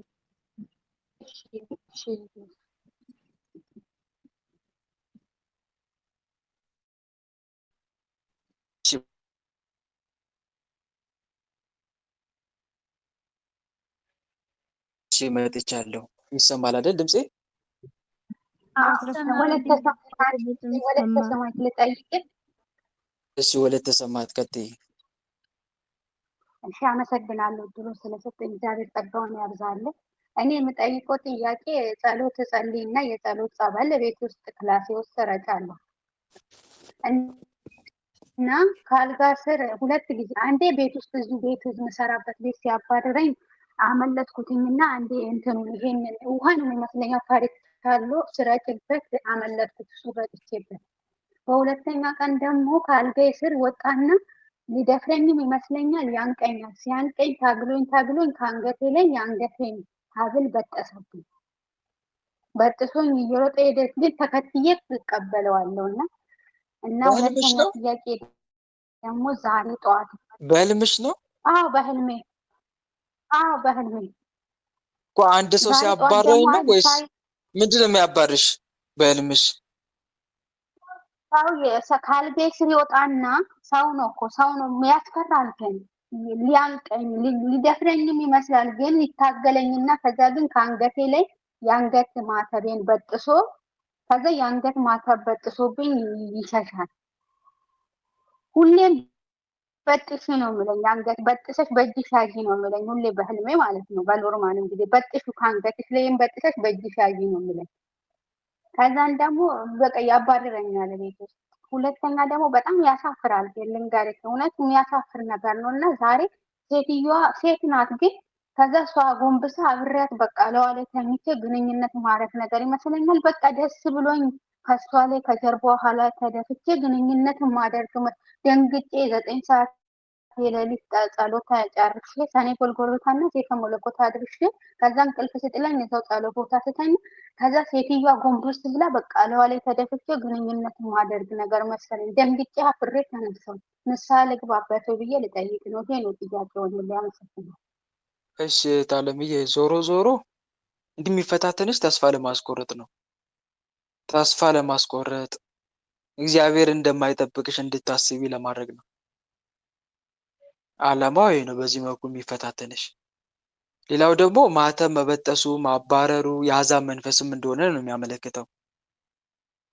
የአሕዛብ መንፈስ ማለት ከሙስሊሞች ከአሕዛብ የመጣ ከመናፍቅ የመጣ ሃይማኖትሽን የሚቀናቀን መንፈስ መሆኑን ነው የሚያሳየው። ግልጽ ነው። ሃይማኖትሽን የሚቀናቀን ዛር መንፈስም ይሆናል። በተለይ አዳልሞቲ እንደነኛ አይነት መናፍስቶች ናቸው እንደዚህ በዚህ መልኩ የሚፈታተኑሽ። ዞሮ ዞሮ ትግል ላይ እንዳለሽ ነው የሚያሳየው። ትግል ላይ ነው ያለሽው። እየተዋጋሽ ነው፣ እሱም አንቺም እየተዋጋሽው ነው። ግን እጅ መስጠት እንደሌለብሽ አጥብቀሽ መጸለይ እንዳለብሽ የሚያመለክት ህልም ነው ባጭሩ። ሌላው ከሴትየዋ ጋር ደግሞ ዝሙት ስትፈጽሚ ማሳየቱ አንድም ራስሽን እንደረከሰ ነገር እንድትቆጥሪ ረክሻለሁ ብለሽ የጸጸት ስሜት እንዲያድርብሽ ተስፋ እንድትቆርጪ ጸሎቴ ጥበቃ እያደረገልኝ አይደለም ብለሽ እንድታስቢ ነው። ምን አይነት መንፈስ ነው እንዲህ የሚያገናኘው ሴትን ከሴት ጋር? የሌዝቢያን መንፈስ ሊሆን ይችላል። ግልጽ ነው። የሌዝቢያን መንፈስ፣ የሰዶማውያን የግብረ ሰዶም መንፈስ፣ እነኚህ መናፍስቶች ናቸው ሴት ከሴት ጋር ወንድ ከወንድ ጋር በህልማችን እየተገናኘን እንድናድር የሚያደርጉት። የዝሙት መናፍስት አጋንንት ማለት ነው።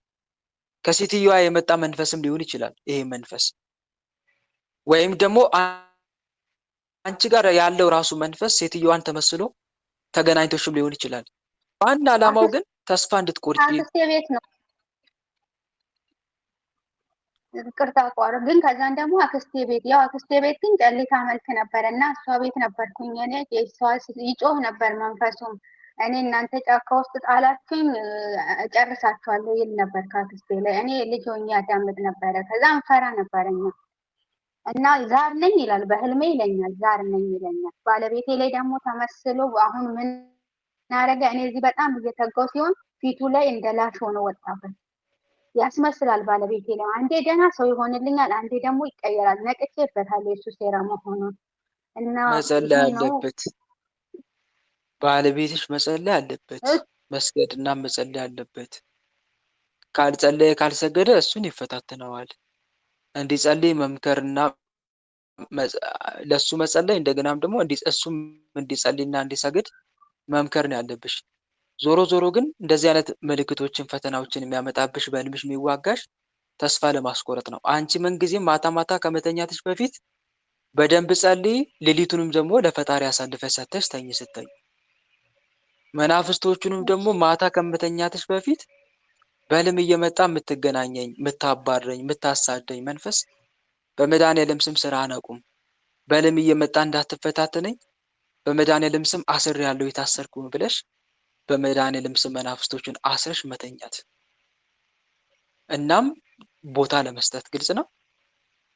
ቦታ ለመስጠት ህልም ባሳየሽ ቁጥር አለመጨነቅ፣ ግራ አለመጋባት። በጣም ሰዎችን ያሳየኛል፣ ጓደኞቼን ምናምን በጣም ሰግጄ ደክሜ ጸልዬ ስተኛ ጓደኞቼን ምናምን ያሳየኛል፣ ጎረቤቶቼን ግራ ለመጋባት። እንደዛም የሆነው ከሰዎችም ከብዙ ሰዎች የመጣ መናፍስቶችም ሰራዊቶቹ እነኛ የሰበሰባቸው አጋንንት የለም እነሱም ሊሆኑ ይችላሉ። እንዲሁም ደግሞ የተላኩ መተቶችም መናፍስቶች ሊኖሩ ይችላሉ። በህልማችን ብዙ አይነት ሰዎችን ሲያሳየን የሚያሳድረው አንድም ከነኛ ሁሉ የመጡ መናፍስቶች እንዳሉ ለማሳየትም ጭምር ነው። እና ዞሮ ዞሮ አንዱ ይሄ ነው። ግን እዚህ ጋር መረዳት ያለብን እኛ ባሳየን ቁጥር ህልም ባሳየን ቁጥር እንዲህ አይነት ነገር ባየን ቁጥር መጨነቅ የለብንም፣ ትኩረት መስጠትም የለብንም። ሙሉ ለሙሉ ትኩረታችን መሆን ያለበት ጸሎታችን፣ ስግደታችን ላይ ብቻ አላማችን ላይ መሆን ያለበት። እሺ። እና ባየሽ ቁጥር ግራ አትጋቢ፣ አትጨነቂ። ግልጽ ነው አይደል እህቴ? ይሄን ይመስላል። ፈቃድ በሚመስል መሸነፍ እንድትገናኝ ያደረገሽ ደግሞ ወይም በአጭሩ ደስ እያለሽ አይደል የተገናኘሽው ከሴትዮዋ ጋር ብሎኝ ከኋላዋ እኮ እየነካከኝ በቃ ደስ በፊት እኔ የግል ወሲብ ያስፈጽመኝ ነበረ። እሱ የዝሙት መንፈስ ነው ግል ወሲብ የሚያስፈጽምሽ። ግን ዞሮ ዞሮ ደስ እያለሽ አሁን እኔ ልነግርሽ የፈለኩትን ቆይ አዳምጪ፣ ልነግርሽ የፈለኩትን አስጨርሽ መጀመሪያ። ደስ እያለሽ እንድትገናኝ የሚያደርግሽ እንድትጸጸቺ፣ ተስፋ እንድትቆርጪ፣ የኃጢአተኝነት ስሜት እንዲሰማሽ ነው። የኃጢአተኝነት ስሜት ተሰምቶሽ ኃጢአት ሰራው ብለሽ እንድትጸጸቺ፣ በቃ ተስፋ የመቁረጥ ስሜት ውስጥ ኃጢአት ሰራው ብለሽ ተስፋ እንድትቆርጪ ለማድረግ ነው። ይሄ ነው ዋና ዓላማው። ኑዛዜ የሚያስፈልገው አንደኛ የገቢር ኃጢአት ስትሰራ ግልጽ ነው። አጋንንቱ በህልም መጥቶ በተገናኘን ቁጥር አንናዘዝም። በተገናኘ ቁጥር ዛሬ አጋንንት ተገናኘኝ፣ ዛሬ ይሄ ህልመ ሌሊት ነው የሚባለው። ግልጽ ነው። ምንድን ነው የሚባለው? አጋንንት የምናውቃቸውን ሰዎች መጥቶ ሊገናኘን ይችላል። የምናውቃቸውን ሰዎች መስሎ ስለተገናኘን ኃጢአት አይሆንም። እሺ። ምን ስለሆነ አስገድዶ የሚገናኝ በሁለት መንገድ ነው የሚገናኘው። አስገድዶ ይገናኛል። እኛ ሳንፈልግ የታገልን በግድ አንገታችን አንቆም ሊገናኝ ይችላል። አንዳንዴ ደግሞ ወደን ፈቅደን እየተደሰተን የለም በሩካቤው እንደዛ እንድንገናኝም ያደርጋል። አስገድዶ የሚገናኘው በቃ ራሳችን እንድንጠላ ነው። በቃ አስገድዶ የሚገናኛት ወይም የሚገናኘው ከሆነ አጋንንት ያ ሰው እየጠላ አይመጣም። አዳሩን እየጠላ አይመጣም። ያ ሰው ንገሩኝ። አዎ በጣም ነው የሚያስጠላው። አዎ ህይወቱን እየጠላ ይመጣል። አላማው እንደዛ ነው። ትክክል። ይሄ ነው ዋናው። ቀኑን ለመረበሽ ነው። ተስፋ እንድንቆርጥም ነው። አንዳንዱ ጋር ግን ደስ እያለ እንድንገናኝም ደግሞ ያደርጋል።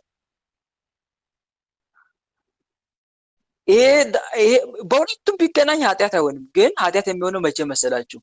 የማታውን ግንኙነት እያሰበ ሪዋርድ እያደረገ እያመላለሰ እያሰበ ደስ የሚለው ከሆነ በተደገመ አይነት ነገር የለም እንዲህ እያለ የሚደሰት ወይ የምትደሰት ካለች ምኞት አይደለ? ይሄ ምኞት ነው አይደለም? ምኞት ነው። ስለዚህ ምን ይሆናል ማለት ነው? ኃጢአት ይሆናል። ስለዚህ እንዲህ አይነት ነገሩን መጸየፍ ነው ያለብን። እሺ መጸየፍ አለብን። መጸየፍና መዋጋት እና በዚህ መልኩ ነው መረዳት ያለብሽ። እሺ ይሄን ይመስላል ባጭሩ። አመሰግናለሁ በጣም። አንዴ ወንድሞቼን በጸሎት አስባለሁ እና አንዴ ደግሞ እቺ ጎደሎ እህቱ በጸሎት የእህቱ ጸሎት እቺ ጎደሎ እህቱ እያለ ነበረ እና ጥሩ ነው ማለት ነው። እነሱም በጸሎት ማሰብ የሚሉን የእህቱ ጸሎት ነው ወንድሞቼም በጸሎት አሁን በክርስትና ስማቸውን ስለማላቅ ብቻ ወንድሞቼ ያው መጠጥ ነው የሚጠጡት። በቃ እነሱ በቃ ይሄንን እነሱን እንትን ብቻ ልጦ ወስዷቸዋል። እምቢ አሉኝ። እኔ የጸሎት ቤት ስራ ስለ አንቺ ዱባይ ነው ጠንቋይ ቤት ነው የሄድሽው አለኝ ወንድሜ። ቁራብ ልብስ ልግዛልህ ስለው እኔ ገና ነኝ፣ ቆይ ገና ነው ቆንጥ እንደዚህ እያለ በቃ አልተመለሱልኝም። እና በጸሎት ሳስባቸው በህልሜ እቺ ጎዶሎ እህቱ እህቱ ጸሎት እየጸለየች ነው እቺ ጎዶሎ እህቱ እያለ ሲሰድበኝ ነበር በህልሜ። እና ጸልያ መጸለይ ነው እሱ ከአንቺ የሚጠብቀው። ጸልይላቸው። እንደገናም ደግሞ ቁረብ ማለት ሳይሆን መጀመሪያ ስለ ቁርባን ሰው ሳይማር አይቆርብልሽም እሺ ብሎ አስቀድሞ ትምህርት ስላልተማሩ ነው። አልቆርብም የሚሉሽ ስለ ቁርባን ስላልገባቸው ነው። መጀመሪያ አንድን ሰው ቁረብ ከማለታችን በፊት ስለ ቁርባን ማስተማር አለብን። ስለ ቁርባን ማስተማር፣ ስለ ስጋው ደግሞ ማስተማር፣ ስለ ንስሐ ህይወት ማስተማር፣ ኃጢአት አስከፊነቱን መጀመሪያ ማሳየት። ሰው ኃጢአት ሰርቶ ፍጻሜው እንደማያምር ማስገንዘብ መቻል አለብን። የኃጢአት ፍጻሜ ሞት፣ ገሃነም መወርወር መሆኑን ሰው መጀመሪያ መገንዘብ አለበት። ምን ላድርግ ብሎ እጁን ሲዘረጋ ያኔ ምን እንለዋለን? ምን ላድርግ እሺ ከዚህ እንዳመልጥ ሲል፣ ገሃነም እንዳልገባ ምን ላድርግ ሲላችሁ ቁረብ ትሉታላችሁ። ግን አሁን ከሜዳ ተነስተሽ ቁረብ ብትዩ አይሰማሽም፣ ስላልተማረ የቁርባኑን ዓላማ ስላላወቀ። ግልጽ ነው። ይሄ ነው ዋናው። ስለዚህ ትምህርት ይቀድማል። ስታስተምሪ ደግሞ አንቺ ብቻችን ሳይሆን ሰዎችም እንዲያስተምሯቸው መምህራንን እየመደብሽ እንዲያስተምሯቸው ማድረግም ትችላለሽ። በጸሎት ከማሰብ በተጨማሪ ይህን ይመስላል። በጣም አመሰግናለሁ። ጸጋውን ያብዛል። ቅዱስ ሚካኤል አስጠበቃ የሆነ ከፊት ከኋላ ይግደን። በጣም አመሰግናለሁ። አሜን አሜን አሜን። እሺ ወንድሞች ሰዓታችን ደርሷል። 12 ሰዓት እያለ ነው። እንደ እግዚአብሔር መልካም ፍቃድ ነገ እንቀጥላለን። ለነበረን ጊዜ አምላካችን ልዑል እግዚአብሔር በእውነት ስሙ ከአጽናፍ እስከ አጽናፍ ለዘላለም የተመሰገነ ይሁን። እኛም በሰማነው ቃል በተማርነው ትምህርት 30 60 መቶ የምናፈራ አድርገን የስሙ ቀዳሽ የመንግስቱ ወራሽ ለመሆን ያብቃን። አሜን። ወስብሐት ለእግዚአብሔር ወለወላዲቱ ድንግል ወለመስቀሉ ክቡር። ይቆየን። ሁላችንም ለጸሎት እንነሳ። በልዑል እግዚአብሔር ፊት መቆማችንን እናስተውል። መላ ሰውነታችንን በትምህርተ መስቀል 3 ጊዜ እናማትብና በጸሎት እንዝጋ መርሐ ግብራችንን። በስመ አብ ወወልድ ወመንፈስ ቅዱስ አሐዱ አምላክ አሜን። በስመ አብ ወወልድ ወመንፈስ ቅዱስ አሐዱ አምላክ አሜን። በስመ አብ ወወልድ ወመንፈስ ቅዱስ አሐዱ አምላክ። ቅዱስ እግዚአብሔር፣ ቅዱስ ኃያል፣ ቅዱስ ሕያው፣ ቅዱስ ኤልሻዳይ፣ ቅዱስ አዶናይ፣ ቅዱስ ጸባኦት፣ ቅዱስ ያህዌ፣ ቅዱስ ኢየሱስ፣ ቅዱስ ክርስቶስ፣ ቅዱስ አማኑኤል፣ የዓለማት ጌታ ቸሩ መድኃኔዓለም ኢየሱስ ክርስቶስ እንደ ኃጢአታችን እንደ በደላችን ብዛት ሳትመለከተን እንደ ምሕረት እንደ ቸርነት ብዛት ተመልክተ መርሐ ግብራችንን በሰላም አስጀምረ በሰላም ያስፈጸምከን ለዚህ ሰዓትም ያደረስከን አማኑኤል አምላካችን እናመሰግንሃለን። ምስጋና ይሁን ለአብ፣ ምስጋና ይሁን ለወልድ፣ ምስጋና ይሁን ለመንፈስ ቅዱስ ዛሬም ዘወትርም ለዘላለሙ አሜን። ምስጋና ይሁን ለአብ፣ ምስጋና ይሁን ለወልድ፣ ምስጋና ይሁን ለመንፈስ ቅዱስ ዛሬም ዘወትርም ለዘላለሙ አሜን። ምስጋና ይሁን ለአብ፣ ምስጋና ይሁን ለወልድ፣ ምስጋና ይሁን ለመንፈስ ቅዱስ ዛሬም ዘወትርም ለዘላለሙ አሜን። አምላክ ሆይ እንደ ኃጢአታችን እንደ በደላችን ብዛት ሳትመለከተን እንደ ምሕረት እንደ ቸርነት ብዛት ተመልክተ ለዚህ አድረስከን ስለ ድንግል ማርያም ብለ ቀሪውን ጊዜያችን እንድትባርክልን ሰዓተ ሌሊቱን ባርከ ቀደሰ ሰላም አሳደረ ነገ ሰው እንድትለን ቅዱሱ ገናናው ስምንም ለማመስገን እንድታበቃን በኃጢአታችን በበደላችን ብዛት ቅዱሱ ገናናው ስምን መጥራት ባይገባንም እንደ ምሕረት እንደ ቸርነት ብዛት እንዲያለን ወደ አንተ እንማጸናለን። አባታችን ሆይ በሰማያት የምትኖር ስምህ ይቀደስ፣ መንግስትህ ትምጣ፣ ፈቃድህ በሰማይ እንደሆነች እንዲሁም በምድር ትሁን። የዕለት እንጀራችንን ስጠን ዛሬ፣ በደላችንንም ይቅር በለን እኛም የበደሉንን ይቅር እንደምንል። አቤቱ ወደ ፈተና አታግባን ከክፉ ሁሉ አድነን እንጂ መንግስት ያንተ ናትና ኃይል፣ ክብር፣ ምስጋና ለዘላለሙ አሜን። እመቤታችን ቅድስት ድንግል ማርያም ሆይ በመልአኩ በቅዱስ ገብርኤል ሰላምታ ሰላም እንልሻለን። በሐሳብሽ ድንግል ነሽ፣ በስጋሽም ድንግል ነሽ። የአሸናፊ የልዑል እግዚአብሔር እናት ሆይ ሰላምታ ላንቺ ይገባሻል። ከሴቶች ሁሉ ተለይተሽ አንቺ የተባረክሽ ነሽ፣ የማኅፀንሽም ፍሬ የተባረከ ነው። ጸጋን የተመላሽ ድንግል ሆይ ደስ ይበልሽ። ጸጋን የተመላሽ መመኪያችን ደስ ይበልሽ። ጸጋን የተመላሽ አማላጃችን ደስ ይበልሽ። ልዑል እግዚአብሔር ከአንቺ ጋር ነውና ከተወደደው ልጅሽ ከጌታችን ከመድኃኒታችን ከኢየሱስ ክርስቶስ ዘንድ ይቅርታንና ምሕረትን ለምኝልን ኃጢአታችንም ያስተሰርይልን ዘንድ ለዘላለሙ አሜን። የእግዚአብሔር አብ ፍቅር፣ የእግዚአብሔር ወልድ ቸርነት፣ የእግዚአብሔር መንፈስ ቅዱስ አንድነት፣ የተወዳጁ እናታችን የእመብርሃን አማላጅነት፣ የቅዱሳኑ ረዳትነት በሁላችን ላይ እንደዋለ በሁላችን ላይ ይደር አሜን። አምላካችን በሰላም አሳድረን። አምላካችን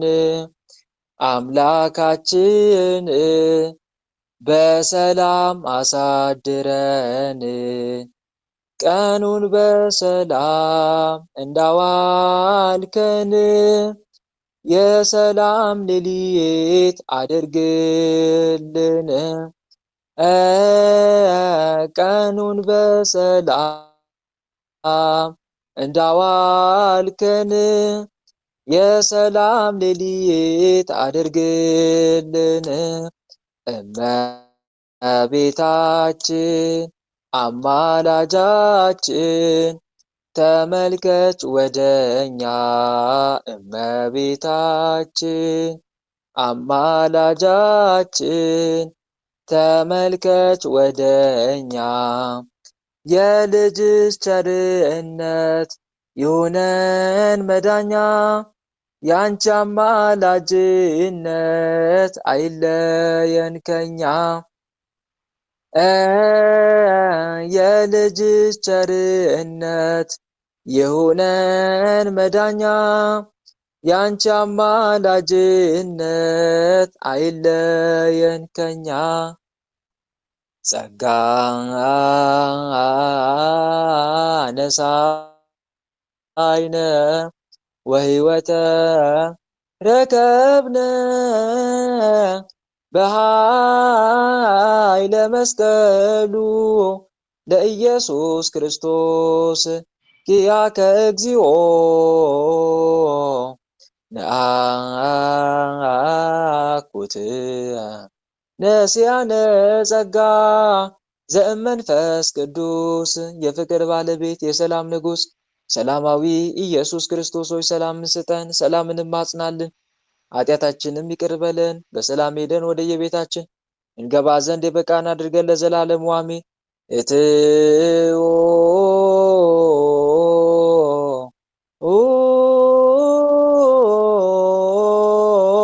በሰላም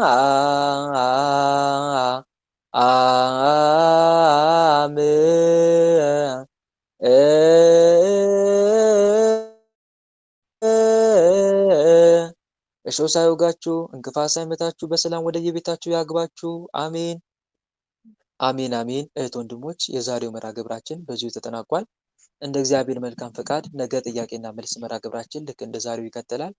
እግዚአብሔር አምላክ የነገ ሰው ይበለን። ነገ እናታችን ቅድስት ጸበለ ማርያምና ታላቁ ቅዱስ ጻድቁ አቡነ ኤዎስጣቴዎስ ወራዊ መታሰቢያ ክብረ በዓላቸው እንደመሆኑ የሁለቱን ቅዱሳን ገላቸውንና መልካቸውን እየጸለይን በዓሉን እንድናሳልፍ ላሳስባችሁ እወዳለሁ።